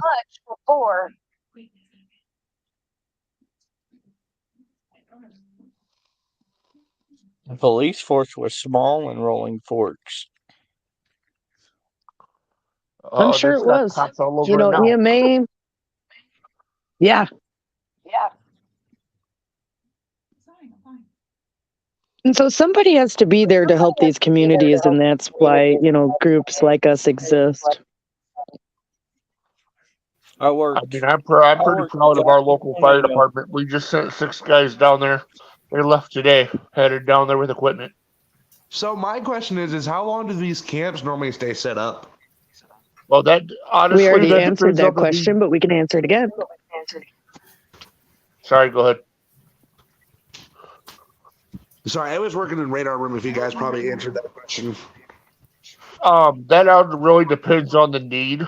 We base it, we always have a running assessment going on, and we do a lot of frequent meetings with the EMAs and EMAs and stuff like that are, at a state level, federal level, local levels. And there's a constant assessment going on. And at some point, to give you an idea, like Hurricane Ian, when it just in Florida, we were set up for 3 weeks, and then what we did was we went through a transition period. And when we went through the transition period, then we started going into a model of what we call caretaking. And when we went move into the caretaking, that's when we actually start going into the homes and helping to buck and gut the houses, and the stuff like that that needs to be done. To really hands-on deck work. That is So just absolutely amazing. to be quite honest, we don't have a cookie cutter program. We just base it off of the needs of the community. Suck. And that's what makes it unique. That's what makes it different, from traditional governmental programs that exist. That's what makes this model work, no matter where it's brought to, because it is custom tailored for every situation. Every deployment is different. The needs are different, how long you stay, what you provide, what they need. Some cities are more equipped than others. Some are better organized, some aren't. It's all when you get there, you find out, you sort it out, and you start making things work. But that's what makes this particular way of deployment and working with the people and the public work. And see, yes, sir. Let him finish first, Jared, before you bring up something else. Thank you. I was trying before Dwayne kicked in. No, I just finished what I was saying, and I actually just finished the statement that he was going to respond to. So just let him finish that, and then you can answer your question. No, go ahead. Whose turn is it? Yours, Jared. Oh, okay. How would I, still being part of United National Weather Team, sign up to be a part of the Cajun Navy? Because I have the services and I've done the search and rescue. I used to work for the Red Cross. I used to work on disasters and everything. Okay, let me again recap a little bit. There's a lot of ways that you can help. Okay. You can choose to work with us on the remote side of things, or you can choose to be boots on the ground. And that's what's that? Hands-on, boots on ground. Okay, so what you would do is you would go to gocajunNavy.org, fill out the volunteer paperwork, get your stuff done, and then we will get in contact with you and figure out when you're able to deploy, how long you're able to deploy for.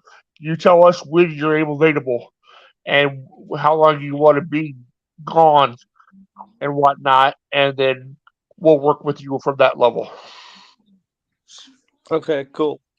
Because at the end of the month, I'm done with my job, and then I'm going to take some time off because I've been working for like 4 years for this company, and then I've been working 10 years in the past straight with no time ever off for family or to do anything else. So, okay, this will be a good experience. So what I would advise you to do is go to gocajunNavy.org and submit your online application and start working through that. You'll probably either hear from Michelle or from Jennifer. They're the two right now that are working on the applications, and they'll get you through that, and then you just kind of let them know what you're thinking, what you want to do, and go from there. Okay. I will get that done. Okay, I'm good. Dwayne's turn. See, in what I was gonna say back to Scarlet is we've worked with the Cajun Navy before, and I knew they did, like they brought out the supplies and stuff, but I never knew they stayed out there for like long periods of time. There are several Cajun Navy units. Yep. A lot of them don't. So Safe Camp is the one that usually up and stays. Yeah, that's if that's the case. that's your Cajun Navy ground force. Yep. See, and I think the one that me and Scarlett work with is kind of more like the Back when we worked, they didn't have all these divisions, Dwayne. That's why. Okay, that makes This, sense. yep, everything was just kind of thrown together back then, and it was kind of just we did this, then we went there, and But now they've separated it out in easier to manage divisions that helps everybody do their job effectively. So yeah, that's what's a little bit different and new now to when then, during Harvey. Yeah, I'm about to go fill out an application to help on the back end here in a minute. So, because I miss working with the Cajun Navy and everything and help coordinating things. It's something that I got out of and seeing this. I'm like, I want to be. Well, we'll find a job for you too, Dwayne. So you can go to CajunNavy.org and get that process started. So how about that? What do we have on the board at all? Is there anything on the board currently? I believe nothing's on the board. Just want to check while we're all here. We have 14, 5 severes, no tornadoes possible, and flash floods, and 4 special weather statements. Just wanted to check in with that. They'll ask you some questions and whatnot in there, and we'll do our best to try to get you fit where you want to, where you feel like you'd be a good fit.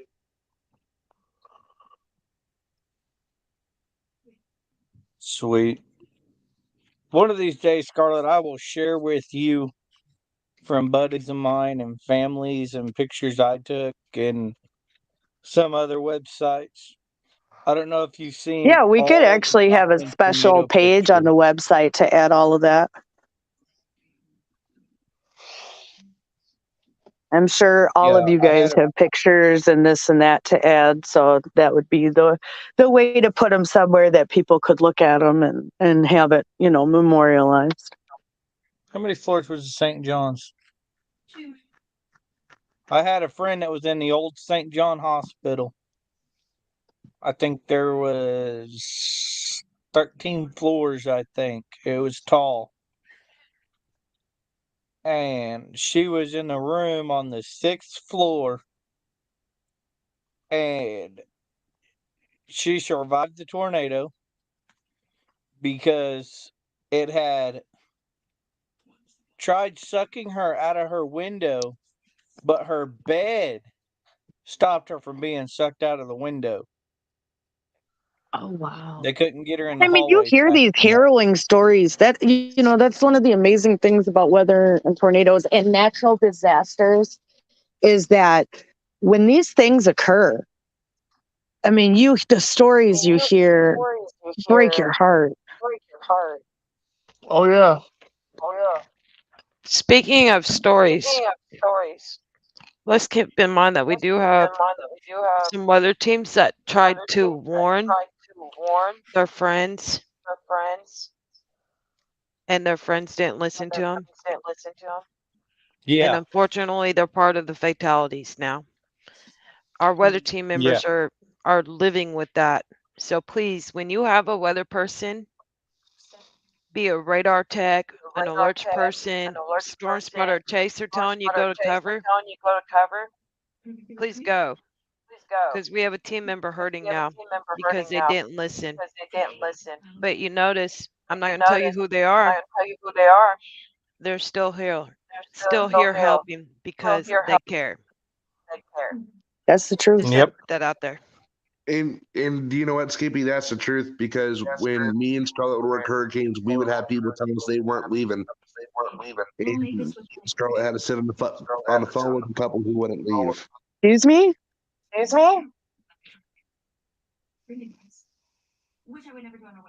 Language. I didn't say anything wrong. Yes, you did. Nope, you said the F word.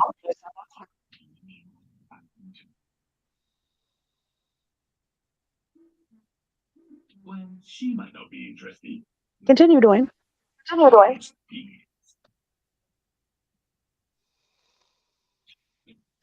Where'd Dwayne go?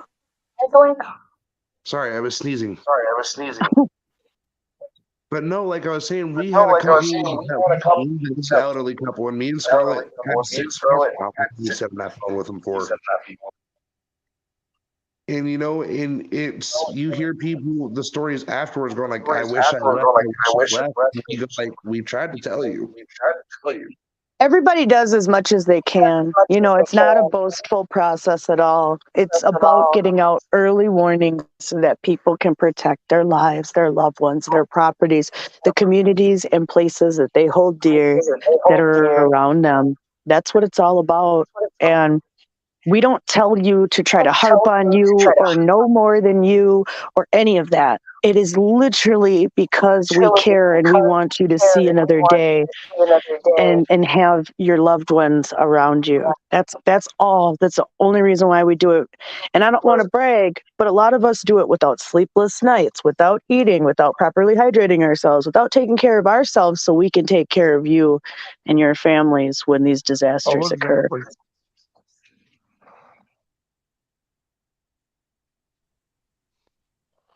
Go ahead, Some of us Sock. run on 3 hours of sleep in 2 days. 10-4. I feel that. Exactly. Scarlett was just up for 24 hours and got like 2 hours of sleep. I'm right there in that club. We're all there with it. And we all do it without complaining. And that's what it's about. You know, it's not about, you know, the contest or any of that. It's just that we will be willing to do this for everybody because we care. Hey, Skippy, they already seen you last night trying to function up. A phone call at 6:30 this morning from Scarlett. Get your butt up. PDS on the board. Let's go. Did you see another PDS? No, that was this morning. That was the theme this morning. That was my wake-up call, Dwayne. Get your butt out of bed, except it wasn't butt. We have a PDS on the board. Yeah, mine was Kevin. Mine was Scarlett. Yeah. At 6:30. Do you know what? I don't. I waited till 6:30 too. I felt like that was a courtesy call. Do you know what? I don't want to Yeah, hear. that was a courtesy call. I don't want to hear nothing about 6:30 because during a meltdown, Scarlett woke me up screaming at 3:30 in the morning. Nobody thought this storm was going to be a big deal, and I knew it and saw it as it was rolling in. And 4 o'clock in the morning, because I'm watching it and I'm seeing it, and it's deteriorating quick and fast. And I got Dwayne up and said, "Get your butt up! It's time to rock and roll." And I mean, it was rocking and rolling. I thought you were watchdog for a minute because I almost cussed you. I started cussing you out. I know you did, but I get it. Delirious in the middle of the night. We all don't know who we are. I mean, sometimes I wake up, my radio is next to me. I'm still looking at radar. I got videos or something in the back. I was doing something. Like, things happen. And that was Sock, the artist. Oh, go ahead, Sock. I was just saying, you guys already seen me yesterday trying to function after on 3 hours of sleep in 2 days. We all get a little strange and weird. I had to warn everybody at church this morning, like, sorry, I've been doing storms all night, so if you see me zoning out, it's just because I'm tired. I literally went to type certain words, and they were coming out something completely else. Oh, wow. I December understand. 1st. When we were in Harvey, I think we maybe got 6 to 8 hours of sleep in a 5-day period. I got 0 sleep in 5 days, and then we decided that was not healthy and we weren't going to do that anymore. Yeah, I've been there. December 1st, 2018. I was there 72 hours. I maybe slept 45 minutes. Poor Richie, we were covering a storm one night as UNWT, and we was all there. Richie was there, and then all of a sudden Richie was gone, and he said he'd woke up facing the computer, phone in his hand, still sitting right where he was. Do you know what? There's nights like that because we were working a hurricane. Scarlett was talking, and she just got done yelling at somebody for something. I don't remember what it was. And next, I get alerts back then a lot more, so yeah, I'm sure I was correcting somebody, and then we interacted with members of the public on channels, so that always gets a little hairy, and You got to I keep people fell in line. Sleep on snoring on the phone. You want 14 hours later, I heard Scarlett go like, I fell asleep with my phone on my forehead. I went like, you did what? I really did. It happens. We give everything to these missions that we decide to dedicate ourselves to. So, and so do many of the unseen volunteers, many of the businesses, organizations. People come from all over the country. I mean, it's amazing to see what people can do. And I'll always say this until the end of time. That's one of the things that, it's very sad when these weather events, but it's the one time where people truly come together. It doesn't matter who you are, what color you are, what you believe in. Everybody comes together and helps one another. My favorite move is doing weather, telling everyone I'm not going to sleep, making coffee. Apparently, I fell asleep. Did a tornado warning, covered someone in a tornado warning in my sleep. Apparently, I woke up 1 hour later and went another 24 hours with that phone glued to my cheek. See, we're professionals. So good we could do it in our sleep. Literally. See, it's a good thing that I know that if any of us on here fall asleep and we start talking about it, at least we know what we're doing. Try falling asleep in an e-meeting. All of a sudden, your phone hits the floor.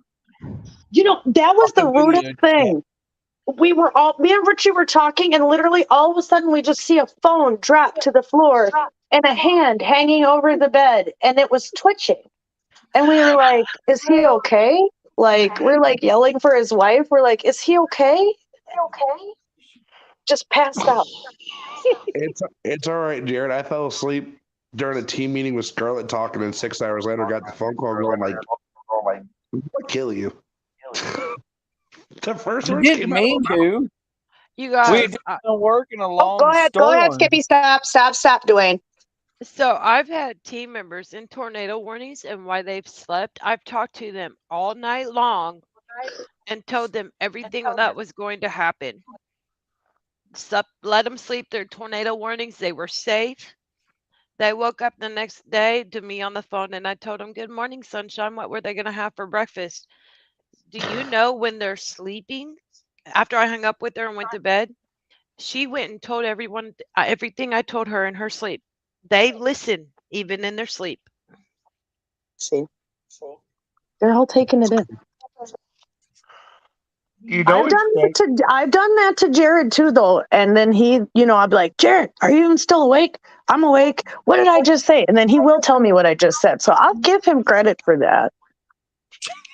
It's really listen bad sometimes. when the founder's wife sends you a message on Zillow. It says, "Go to bed." We get those every event, a couple times every event. Sock, you and I get that message. I had to tell Jared's wife to hang up the other night. I said, just hang up. I was asleep. How many times did we have to tell you to go to sleep today? Yeah, that's true too. How many times? We all try to take care of each other, though. That's what it's about. We try to take care of each other's well-beings and our minds and our bodies, and we try to take care of one another to make it to the next mission. That's what it's all about. It didn't really help when I turned around and sent a message out that was nowhere close to what I was actually trying to tell them. Well, and it doesn't help when they tell you to go to bed and you don't go to bed. And then you get the text of, if you don't go to bed, I will block you out of channel. Yeah, that happens too. We get that from Scarlett and Jared all the time. Yeah, they do. That's true. It's hard for us to let it go, though. There's one more thing we can do, and that's it seems to be everybody who works in this, volunteer, what I like to call civilian rescue network. Everybody's so dedicated, works just as hard as any governmental organization out there, if not 10 times harder. I'll say that myself. Yeah, and I'll be the first to witness that I have been blocked by Scarlett on many teams for many channels because I'd be up for 48 hours and refuse to go to bed. And I got, she saw me posting on Facebook the one night, true story, and she called me. She's going like, "This is the PG version." She says, "Dwayne, I swear to God, if you don't go to bed, I'ma thut you right in the back of the head." 6 years later, I got that thut to the back of the head. Yeah, I told him that would actually eventually come. Well, you know what's Sometimes you funny gotta about give tough love to everybody. We all care about each other. Ooh, what's this? Wow. That's That Joplin. is St. John's Hospital, where people were pulled out of the window. That's correct. Joplin tornado. I have one of those same photographs that are very similar, Jared, when I was down there doing damage assessments. Oh yeah. Hang on, let me, because there's several images on Google's. If people ain't looked up at them, there's several images on Google. This There's is the our first time I've academy. seen any pictures from the Joplin tornado. Oh, Dwayne, there's several. If you go on I remember Joplin seeing it tornado, on ABC Nightly News, and that aerial shot that they showed. Okay, I seen that I can one right still there. remember that. That one I have seen because that's the one me and you've seen, Scarlett. there's 20th I mean, you know, the Street. interesting thing when I went to Joplin is that we were driving at night, so I didn't get to see this town at all during the day.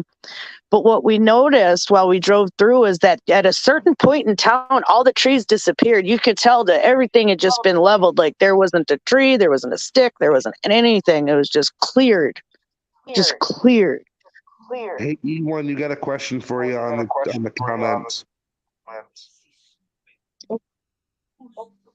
I put it on the No, we screen. do not currently have nonprofit status, but we don't take any money for ourselves at all. Nor do we have any money. Full disclosure. You guys, I gotta go to bed. I got There's the dog Home barking Depot. at me, and I got Aaron telling me to get my butt to bed.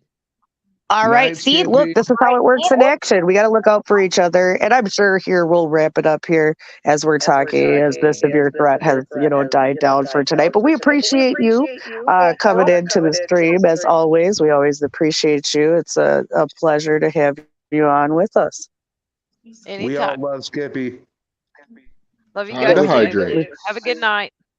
I'm just showing Good night, pictures from the Skippy. Joplin tornado that nobody's seen.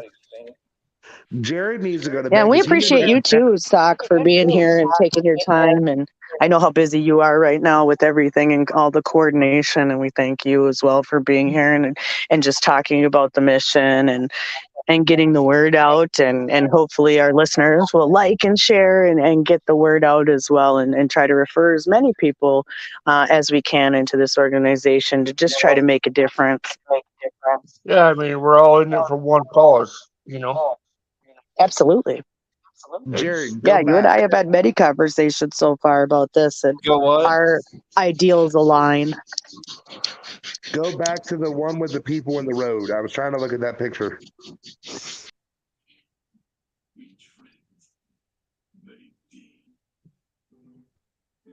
That was Sock, everybody, leader of Cajun Navy Ground Force. Holy crap. Yeah, it was like a nuclear bomb went off,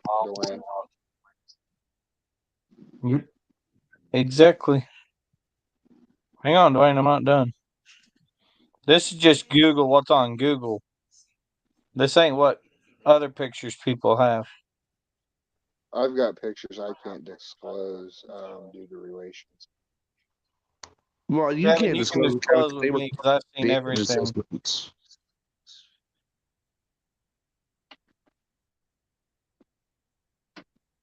There's the high school in the sunset. I need to go Google some of these pictures. Yeah, go look at them, Dwayne. Google.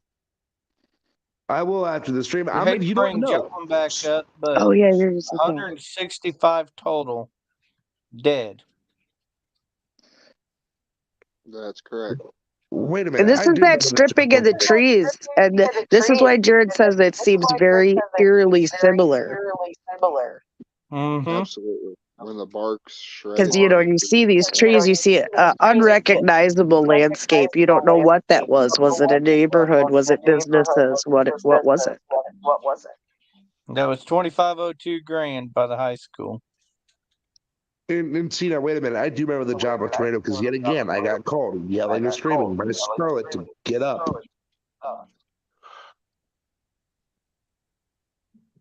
Seems to happen that way all the time.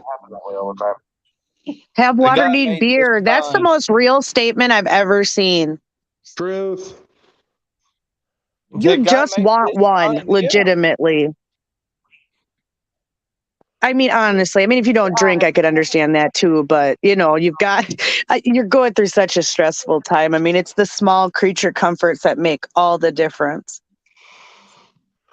And you can just see how many American flags. Bruh, and there's so much people, so much. I can't. I'm trying to find the right word. Not dividedness. No, that'd be the right word. There's the beginning right there of the Joplin tornado. Wow. Now watch. Now watch. Give me a minute here.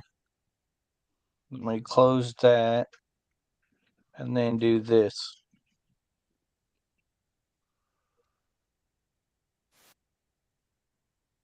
Yeah, massive. Almost. Oh I my believe it was God, almost that 2 thing miles is wide. huge.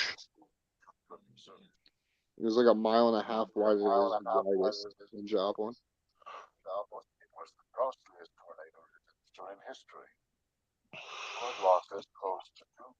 I mean, the sheer power is what gets you every time of these natural disasters. What weather is able to do is honestly at times unfathomable.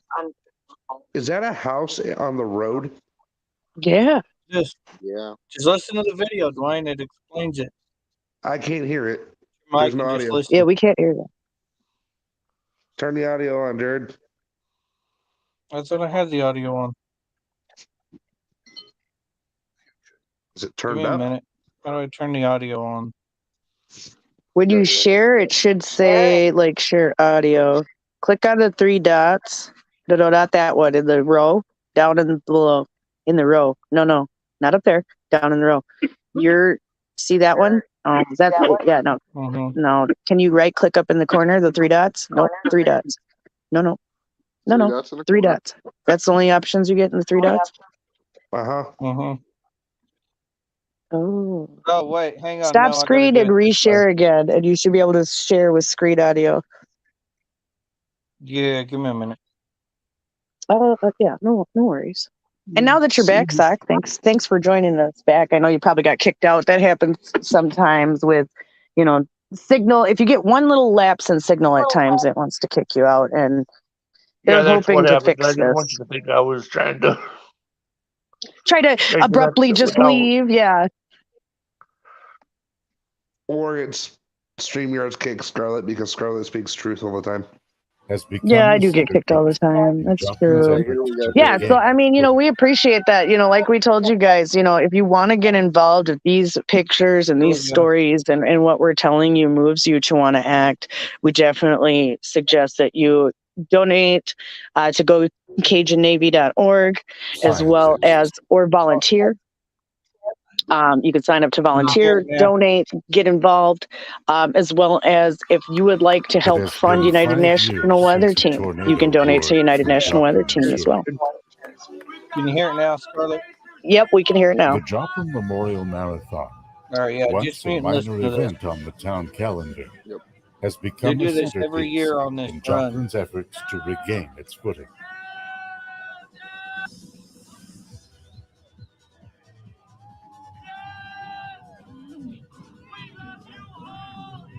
Thousands have come to run, to honor victims and their families, to raise money for rebuilding, and perhaps to move on from the terrible events of May 22nd. It's 44 minutes long. I'm sorry, but it's the actual tornado video. Oh yeah, well let's pause it for a second and let's try to wrap it up in case Doc wanted to leave. Just give us 1 second here. I just want to make sure that we kind of wrap things up on that first and just, kind of leave it at that. For, just talking about how you can get involved, how you can be there, and how you can be a part of these events. If you want to be able to do something, you don't want to just sit on your couch and watch these images. There are ways that you can be actively involved, however big, however small, and you do not necessarily need money involved at all. If you have a smartphone, you can be involved.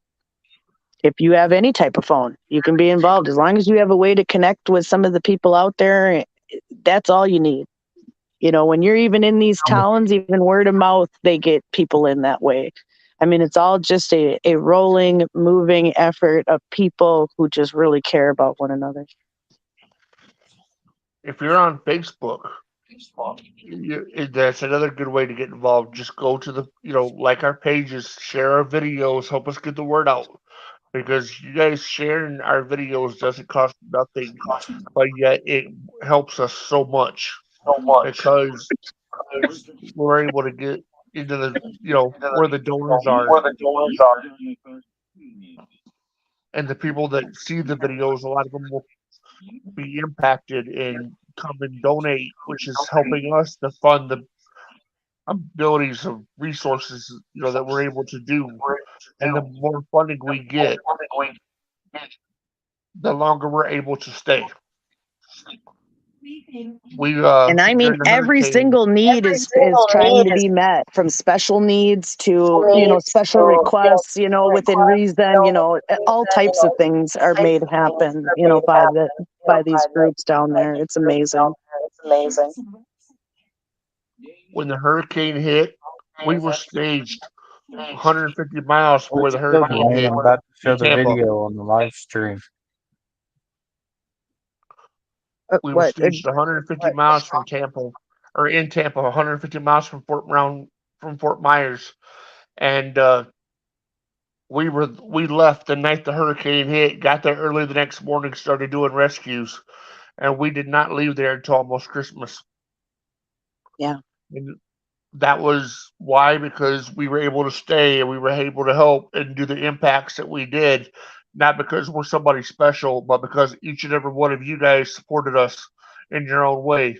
Whether you went and shared our videos, whether you donated to us, whether you came to boots on the ground and volunteered to help us, everyone has an impact.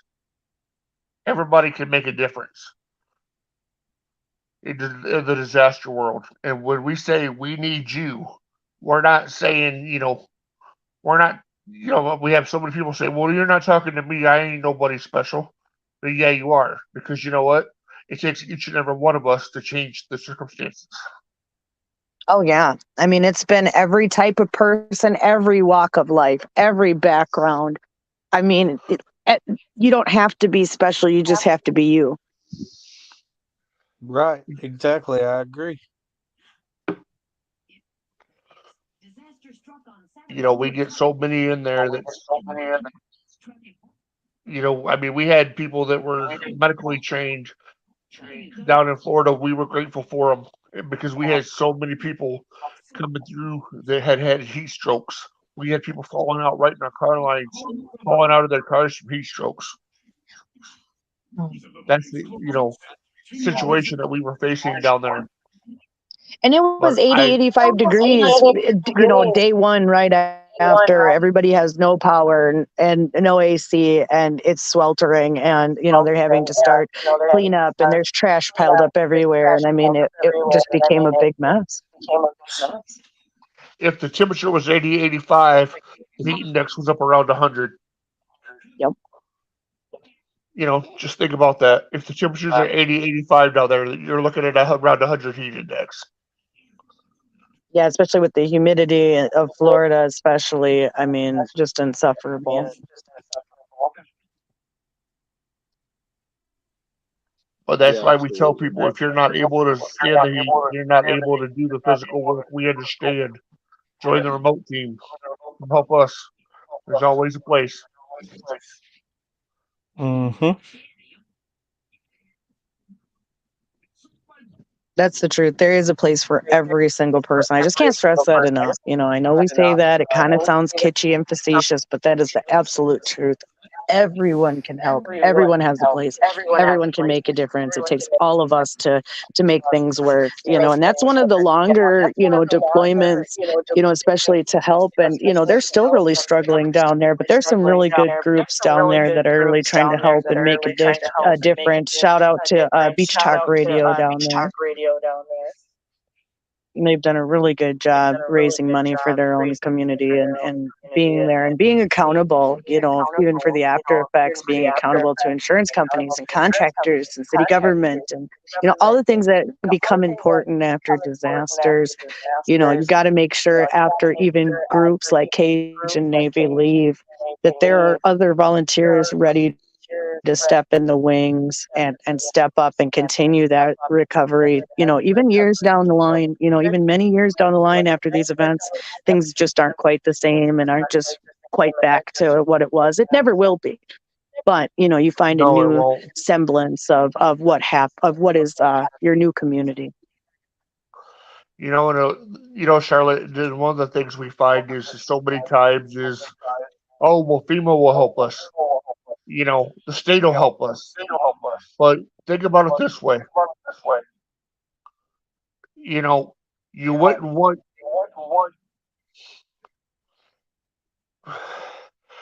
Would you trust FEMA to build your house? Think about that. Would you trust FEMA to build your home? No. Not at all. I've That's sent literally when we hear people say in the disaster community, well, FEMA will help us. Really? Because in other words, you're saying you're going to trust FEMA to come in and rebuild your home for you, rebuild your life. You're not willing to, I know some would say, yeah, I would do it, but please, folks, don't depend on FEMA. FEMA is a very broken system. Yes, I can tell you story after story from the hurricanes where FEMA got in their own way. I'll give you a good example. These trailer homes that FEMA brought in for people to live in after the hurricane. Now, a significant amount of the homes, you got to understand, were destroyed by water, right? From the hurricane. Right. Okay. They approved these trailer homes to go into where these houses stood at one time, knowing that these were homes that were destroyed by water.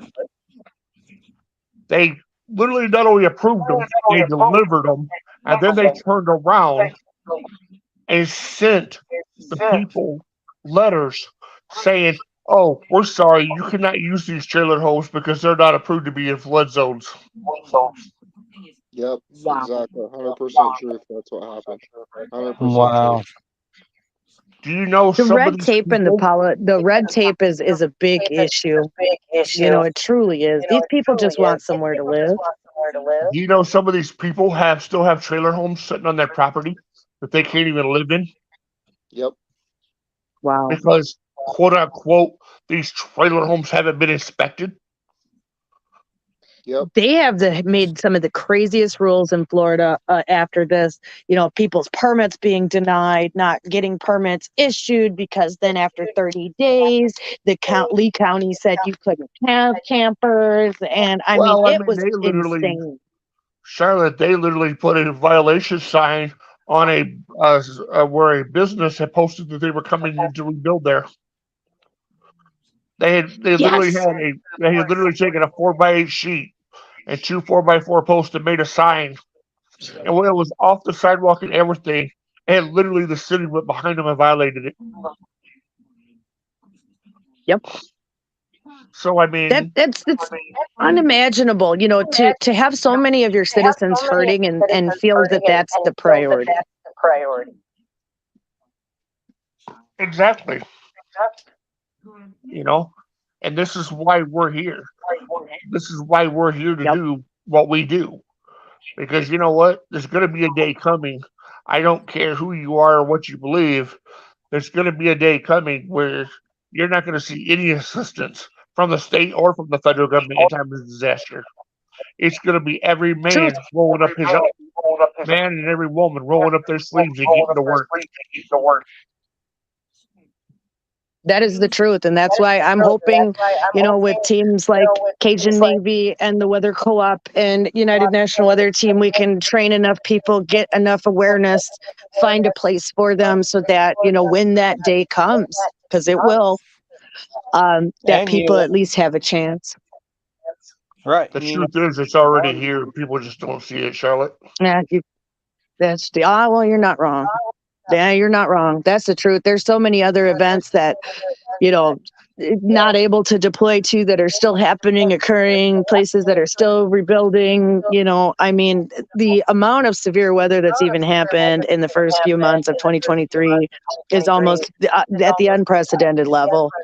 The let's amount of take a look at places a that have recent had disaster. multiple damage over and over and over.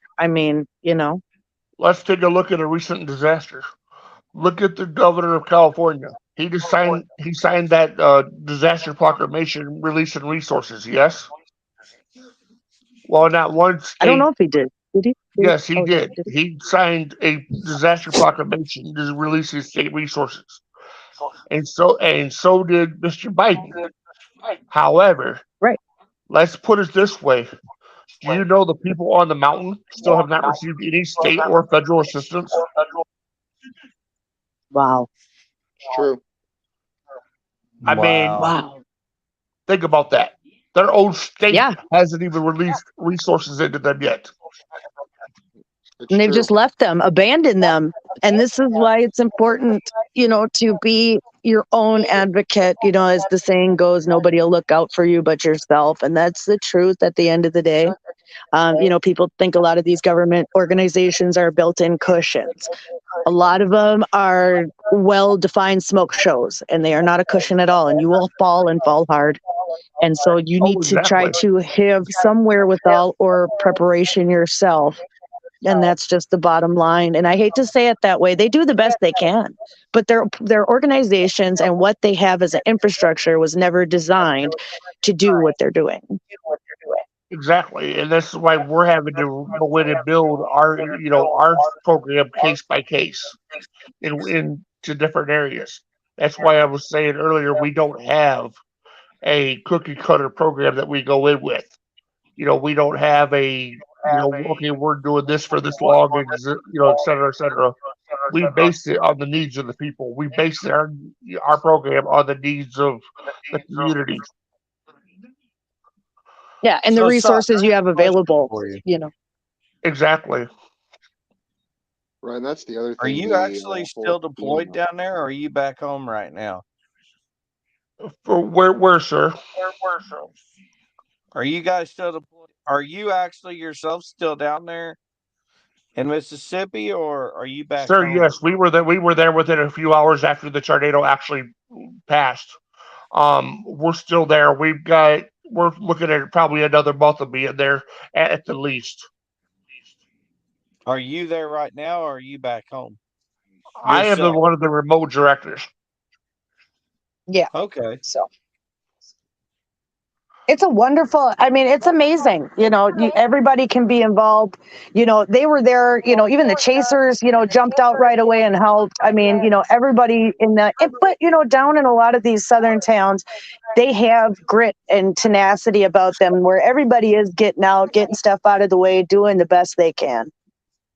Oh, exactly. And that's one thing we've commented on in this morning's meeting with with our group and the other agencies was the way you look at this town that we're working in. It's completely mutilated. It's completely destroyed. But what do you see? You see the people pulling together to get stuff done. Finding their own ways of doing things.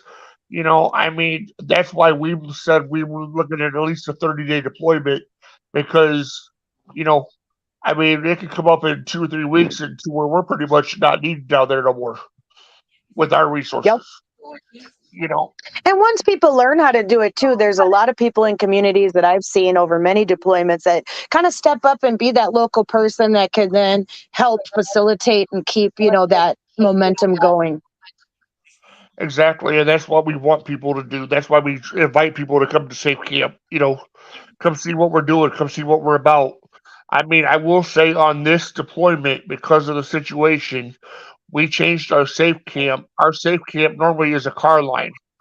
However, this time around, we're using our Safe Camp as a step-off point. And what do I mean by that? I mean, we're taking, because so many of the cars and so many of the communities got their cars mutilated, there's so few cars in the communities, we're taking and loading stuff into side-by-sides and 4x4s and going out and dropping the stuff into the neighborhoods where it needs to go. Right. Absolutely. That's It's just the best way to get around too, with so much example. debris and things everywhere. That's just an example of how we adapt to what we find when we get there. Yeah, there's brilliant minds. They make it work every time, no matter where they go. And it's just a magic that, that civilian rescue is able to bring, that just happen. Things just happen to work out. And I mean, we couldn't do it without all of our partners, you guys and everybody else that supports us. We couldn't do it without everybody working together.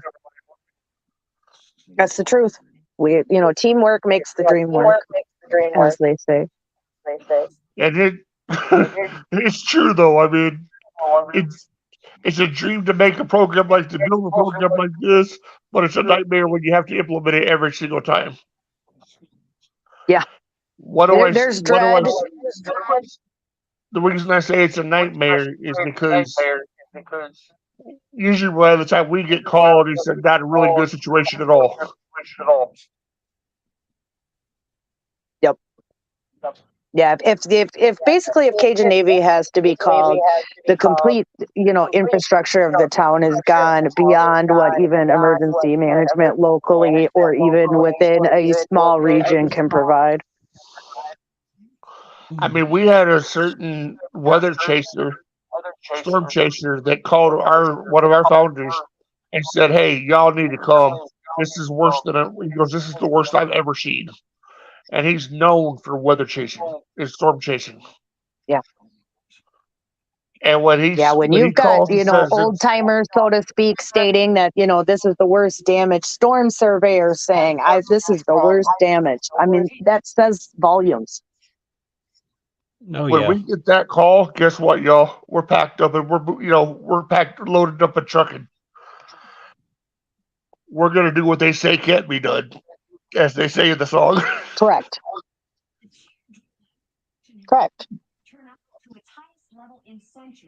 And it works beautifully. People are feeding people. People are providing needs. People just, and it's a beautiful time too, because people are just carrying on one another, being that village, bringing the village back. The one thing that needs to maintain, and even across the United States, if we could at least try to have this factor change, is that something eventually breaks that connection in that village. And we have to learn how to maintain that so that we keep being supportive even years down the line.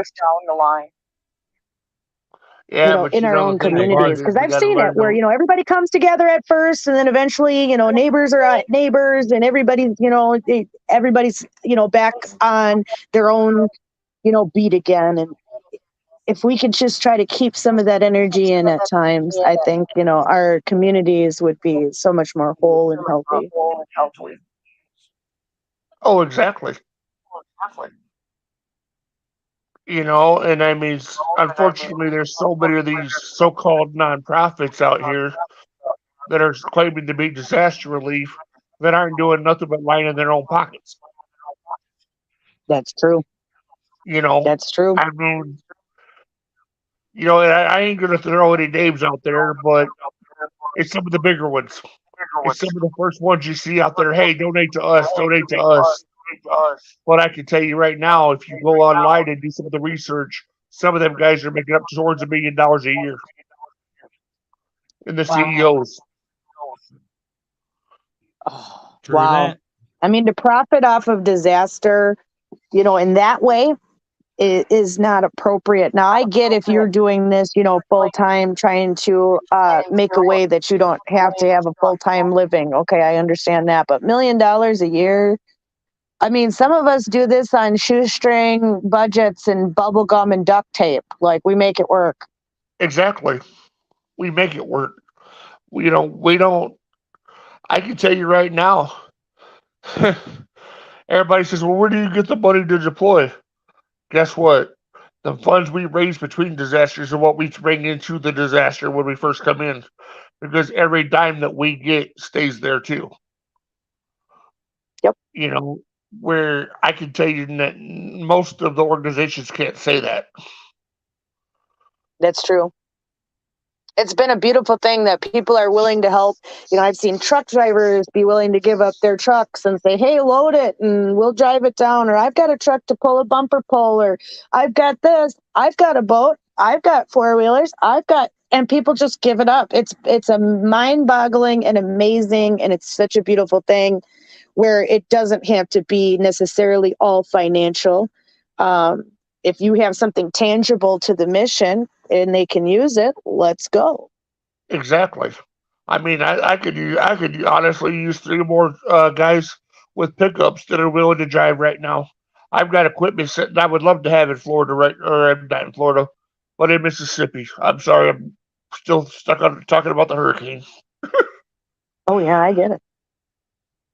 But I would love, and that's the beautiful thing that it's come out of so many disasters. Exactly. I mean, we'd love to have our skid loaders and stuff down where we're at right now, but that's, again, we're short on drivers. That's another way you can help. Absolutely. Shock. What kind of It's just licenses do you have to it's have an to drive? amazing thing. I can tell you that. What we need right now is we need guys to just have the regular pickups that can just go in and hook up to one of the trailers. I mean, we're talking in like a 7x16, or the max size being an 18-foot. I think our skid loader, I do believe, is sitting on a 24-foot trailer. They're all bumper pull truck, type. If you can hook up a trailer, it's your regular license. Okay, cool. Because I got a Class E license, so if there was anything that needed a Class E driving, I actually have a Class E commercial or a chauffeur's license. Not right now. Like I said, I just need, simple hook up, like a cargo trailer, pull it in. It's honestly the style I need right now. Okay. Yeah, we'll definitely put some feelers out and see what we can, do. That's all it's about, just trying to see what we can get, where we can put people. And that's what we're going to continue to do, day in, day out. We're going to be here for the people, for our communities, and for each other, because nobody else is going to do it but us. The trailers are all parked in Louisiana, and I believe it's like a 4-hour trip from our warehouse to disaster site. Okay. I could be wrong on that, but I think it's somewhere close to that. Yeah, I'll definitely try to put some feelers out and see. I have a few connections to people down in Louisiana, so we'll see what we can get going. Because if I could get the skid loader moved, I would be the happiest guy alive right now. Because that would give me the ability to bring in another heavy equipment crew, and we can start really moving in debris and getting things done. Absolutely. Yeah, no, I'll definitely try to see what I can do, put my ear to the ground, and hopefully, we'll find an abundance of people from now until then. But, it just happens to be, during these missions, the right people happen to show up. Oh, yeah. I mean, we've had some wonderful people, don't get me wrong. We had a gentleman that literally left his home in Texas, drove to our warehouse, picked up our command center, and delivered it to us in Mississippi just because he wanted to help us. Wow. I mean, we've had some wonderful people. That's just an example of somebody wanting to serve their fellow man.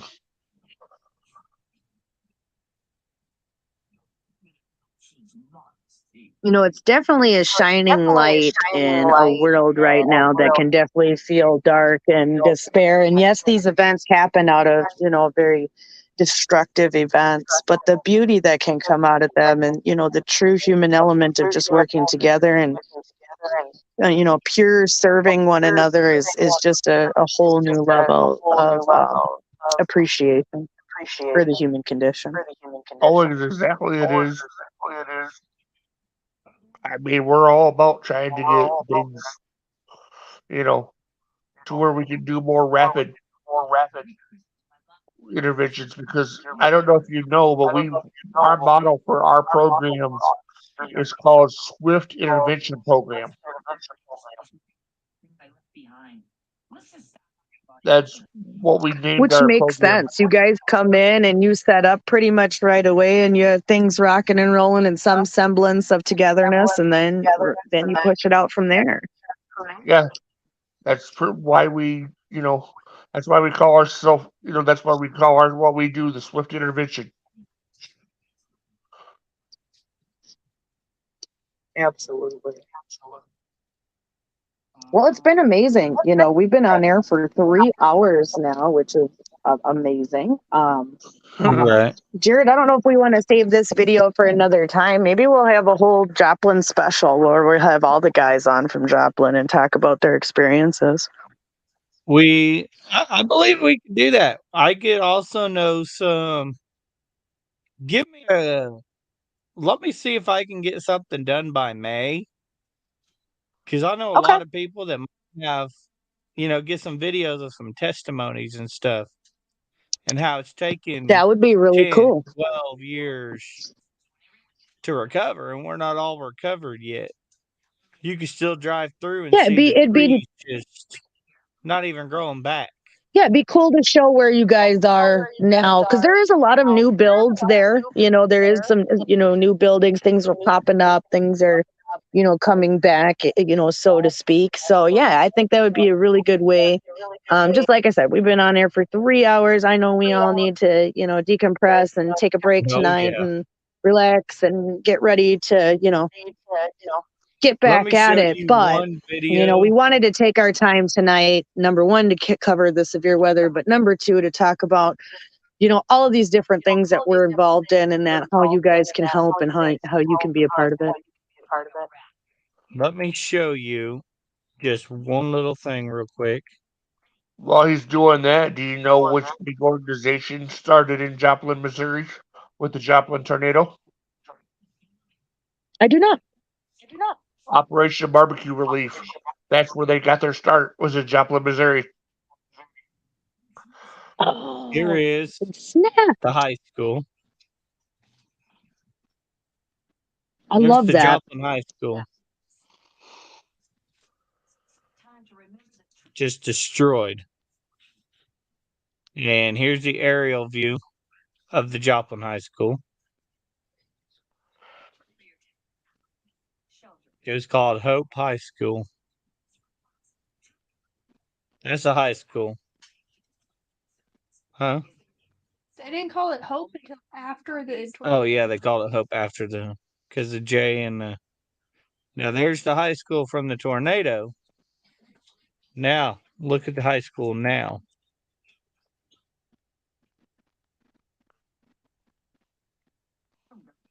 Wow. To what it looks like now. That's one example where you can, cities can choose to, build back and create beautiful new things out of, despair and disaster. Exactly. They now have 9th through 12th there. I believe there's the two. There's the football stadium and now the soccer stadium.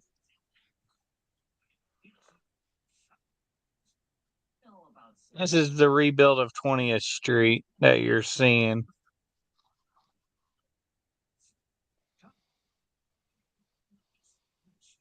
So there's always hope.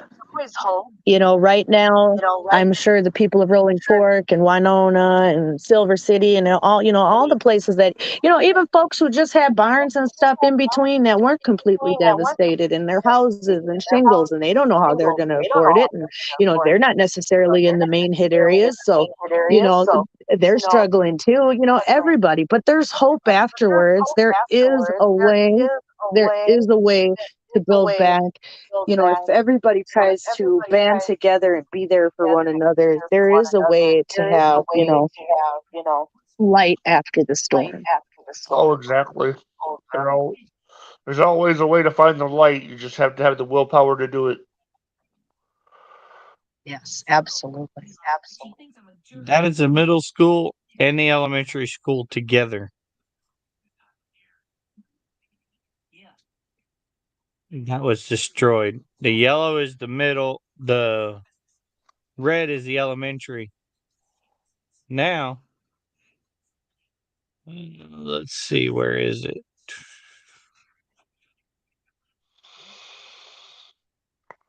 Get a good outside photo.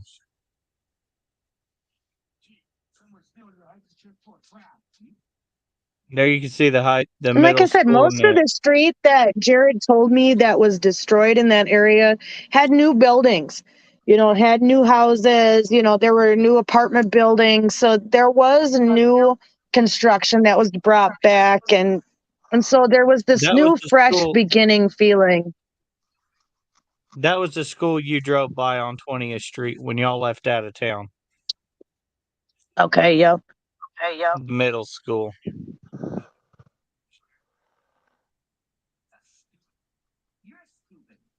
So there's a way. So, you know, if anybody's listening from, you know, out there, it can be done to rebuild. Yep, it can. People can come together. Things can get better. It might take a while. Might not be overnight, next year, 2 years from now, but there will be a sense of coming back together. And then you seen what our St. John's was. Here's our new St. John's Hospital. Y'all drove by it right off the interstate when y'all was headed to Oklahoma, when we were headed to Oklahoma City.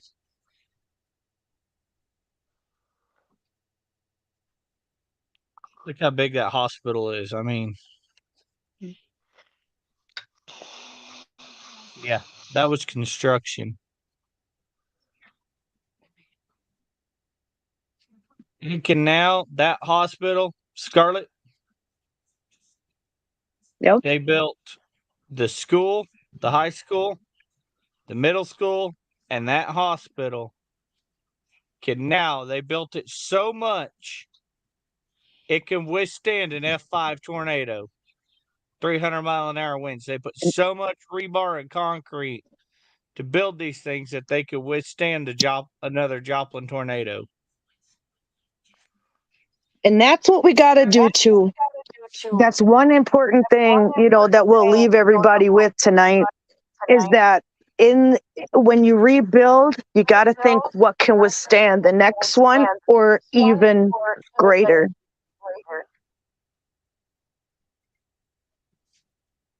Exactly. I mean, it took Joplin. We're still not done rebuilding in Joplin. They're still building new Now, don't edge out people who can't afford to do that, but as city planners and the people who can actually make this happen in places where that could protect people, you know, now that those buildings are made to withstand an F5, now you could go have people go shelter in there, you know, things like that, where, you know, at the time, now you have a chance to put things in the town that can make a difference, that could save lives if this ever happens again. An example. Did you ever watch the show Extreme Home Makeover? No, hold on. Zach was going to give an example, I think. Or Kevin was? Was that Kevin? Yeah, I was. Scarlett was me. Moore, Oklahoma. That's a perfect example of what they did after it was all over with. They put a big, huge tornado shelter in the middle of town. Yep. We need more of that. Because we need more of that. That's what we need. A lot of these people didn't have nobody has a basement in Mississippi, so we would need, tornado pods or shelters or buildings built, to be able to protect these people. Did you ever watch the show Extreme Home Makeover? I did. Ty I think most of Pennington, that America did at show, one point. came to Joplin and built 13 houses on one street for people who was the poorest that they could be and had nowhere to go. Built them 13 houses in a row, all brand new. And then also And another that's what I hope company a lot came of these in. business people out there think about. This is an opportunity to get your name out there and for you to be a hero. Think about that. Think about the It'd joy be you nice could if they bring to would. a family if you could purchase a home for them, and it's not going to cost you that much in the grand scheme of things. You might even be able to write it off. And If you it's could done bring right, you joy can to write it off. families and people. If it goes through the right channels, it's definitely a write-off. See? So you heard it from one of the directors. So I'm just saying, if anybody's out here is a business owner and can be in the position to help some of these people, we could definitely get you to the right channels for that.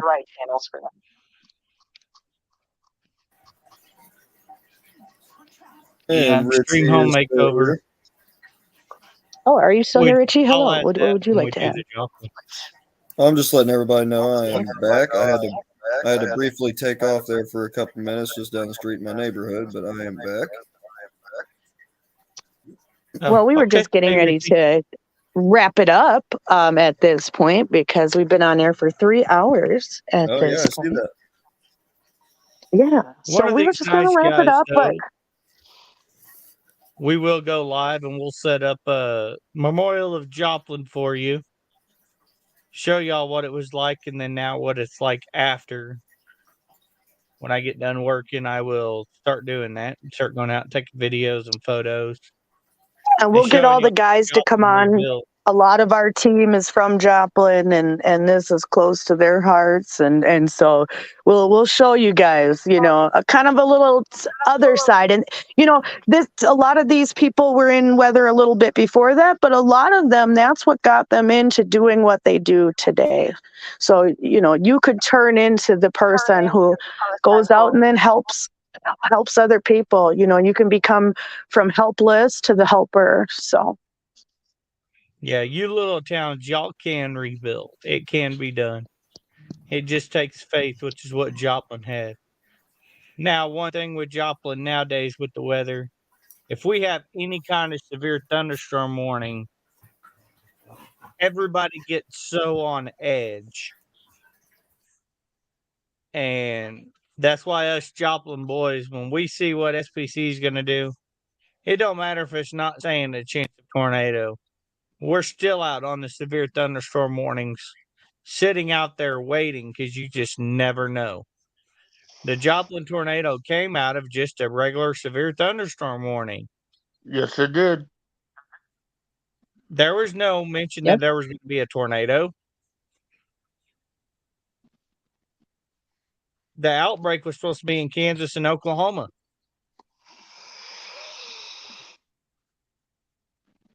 Joplin had last minute warning. So The only way they knew it was coming was Jeff Petrowski pulled up next to a Joplin police officer and said, "You need to sound your sirens now." And the tornado was already touched down over on 32nd and Central City Road, moving through town. It was already on the ground. So, and the just only way Joplin knew was Jeff and Kelly. And some technology has gotten better, but in the end, technology is just a tool. It never replaces real eyeballs on the scene waiting for something to occur. And you never know when the extreme or a freak thing could occur. And so that's why it's just so imperative to be ready. It's so imperative to be ready and then be willing to help after. If everybody can try to do their part who are able, you can return to greatness and be a new community reborn out of the ashes of disaster. Exactly. Well, like I said, Scarlett, one of these days we'll do a live video on the Joplin tornado for those who haven't ever actually seen it or know what it's actually about. We'll do a live and I'll get a slideshow presentation set up with pictures and videos and see if I can get some people's testimonies that I know went through it that are Maybe still Sock here. will come back and join us. And then I know, Kevin, did you say you were down there deployed too? Yeah, I was in Joplin for NWS during storm surveys. You know, and Noah, mentioned on one of our live streams the last time that he was a young man in foster care during the event. Yeah, So, Candy's- we can even get the perspective from him, which is a totally different perspective, Oh yeah, and Candy's uncle, he lost his house. It got leveled completely. Well, your work partner, broke my heart, about the sister. Like, that broke my heart. Oh, Dustin, yeah, Steve. Yeah. Mm-hmm. I don't ever mention that because they follow our weather page and it brings back pretty bad memories. So I we try not to understand. I mention that understand any Joplin person who it makes them nervous.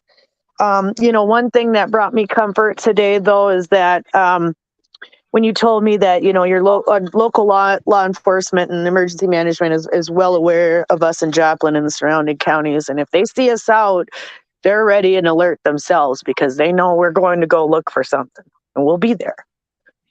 I can't say what news team online while we're streaming, but a news team, we are now their go-to storm chase team.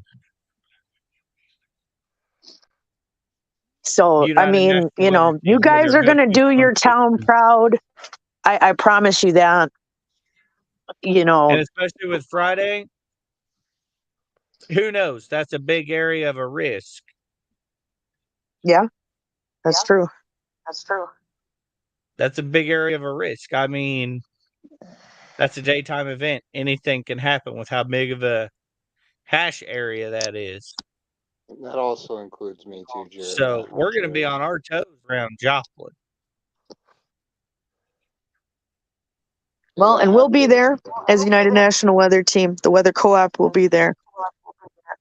And we'll be there protecting all of you guys. I'll let everybody go around and say their last comments, and then we'll wrap this up and get out of here. Sock, would you like to go first? Yeah. Sure. I was just sitting here thinking, as far as when you put the Joplin story together in the presentation, you might want to reach out to Stan Hayes at Operation Barbecue Relief because they actually started their mission in Joplin. That's when I'd they love actually to. had their founding. Okay. I'd love to, because you know Yeah, what? One of the Jimmy. important parts of civilian rescue is feeding the people. That brings some of these people the most joy that they're going to see. I hate to get emotional, oh my goodness, in a long time.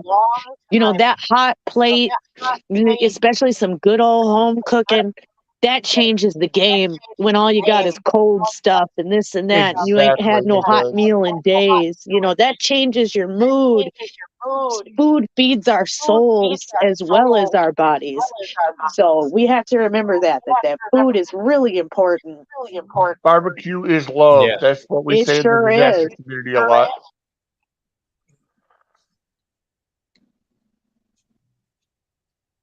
That is Exactly. absolutely Sock, the truth. just remind me who those people are, and I will reach out to them and see I'll if I remember can get them. Operation Barbecue, but I'll ask what the specific contact is.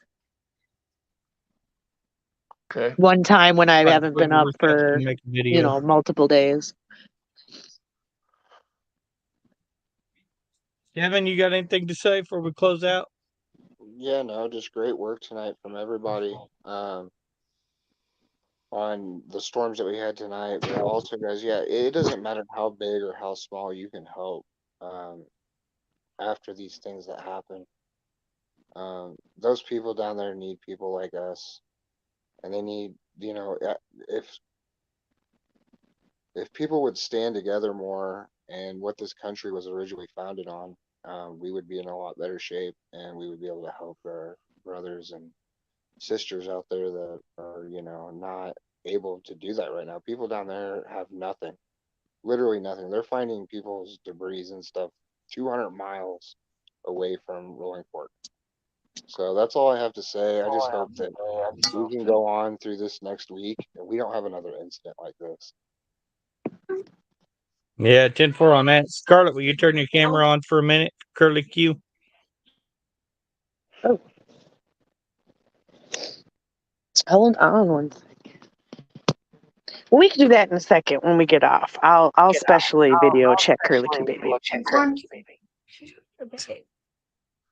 I've been crying and stuff, so I got my ugly face on.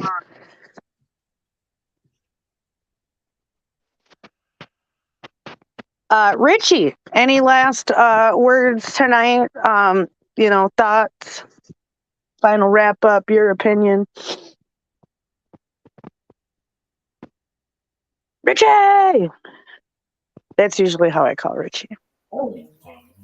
I don't know if you can hear me. We can now. Or not. Okay. Nope, that's pretty much anything I've got. I'm back at Radar a little bit, checking out this SVR we've got up. That's about it. Yeah, we'll pop in our little exec chat after this and debrief and just talk a little bit. So, I appreciate everybody for being here with me on the live stream. No matter how little your part is, however big it is, I thank all of you guys. Without you guys have become some of the closest people around me. I spend all my time with you guys. So I appreciate you. We all put up with each other. We all love each other. We're all one big dysfunctional family, but at the end of the day, we get it done, and we do it because we love the people out there, and we love all of you out there. So if you would like to help, we have many ways for you to get involved with Cajun Navy, Weather Co-op, or us at United National Weather Team. Come to United National Weather Team Facebook page. Tell us what you want to know. I will get you, or somebody on the team will get you the links you need. Go to GoCajunNavy.org. Donate there, volunteer there. You can also donate to United National Weather Team at paypal.me/UNWT. We're going to make sure your dollars go to work. I promise you that. We are a very transparent group. I have no problems with that. We're getting to the right people who can do the right things. If you also want to help with the United National Weather Team, we do have an application on our Facebook page pinned in the featured, and as soon as you fill it out, and then this week we will have our website live, as well as we will also have something for Weather Co-op live this week as a website. We're gonna have something live, so we're trying to do things as fast as we can, real time, so that we can provide this type of support.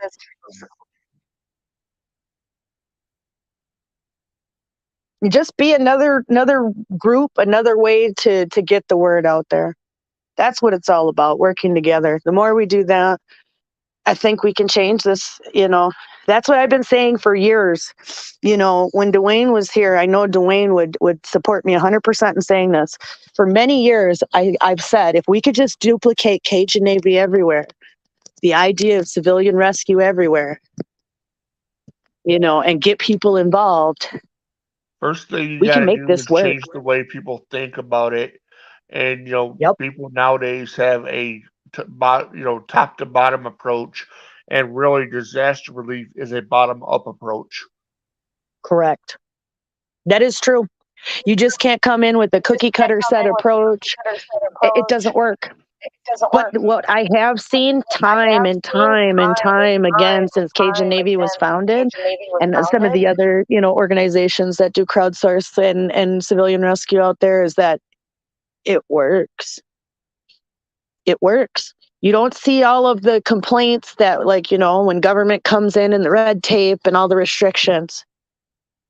It works. But we need you to change that. We need you to be, oh no, they're good people. Look what they did for, you know, my neighbor or my friend, or, you know, this is what happened, or I saw this video and they were good people. That's all it takes. That's all it takes. Because, you know, a few bad apples can ruin the bunch.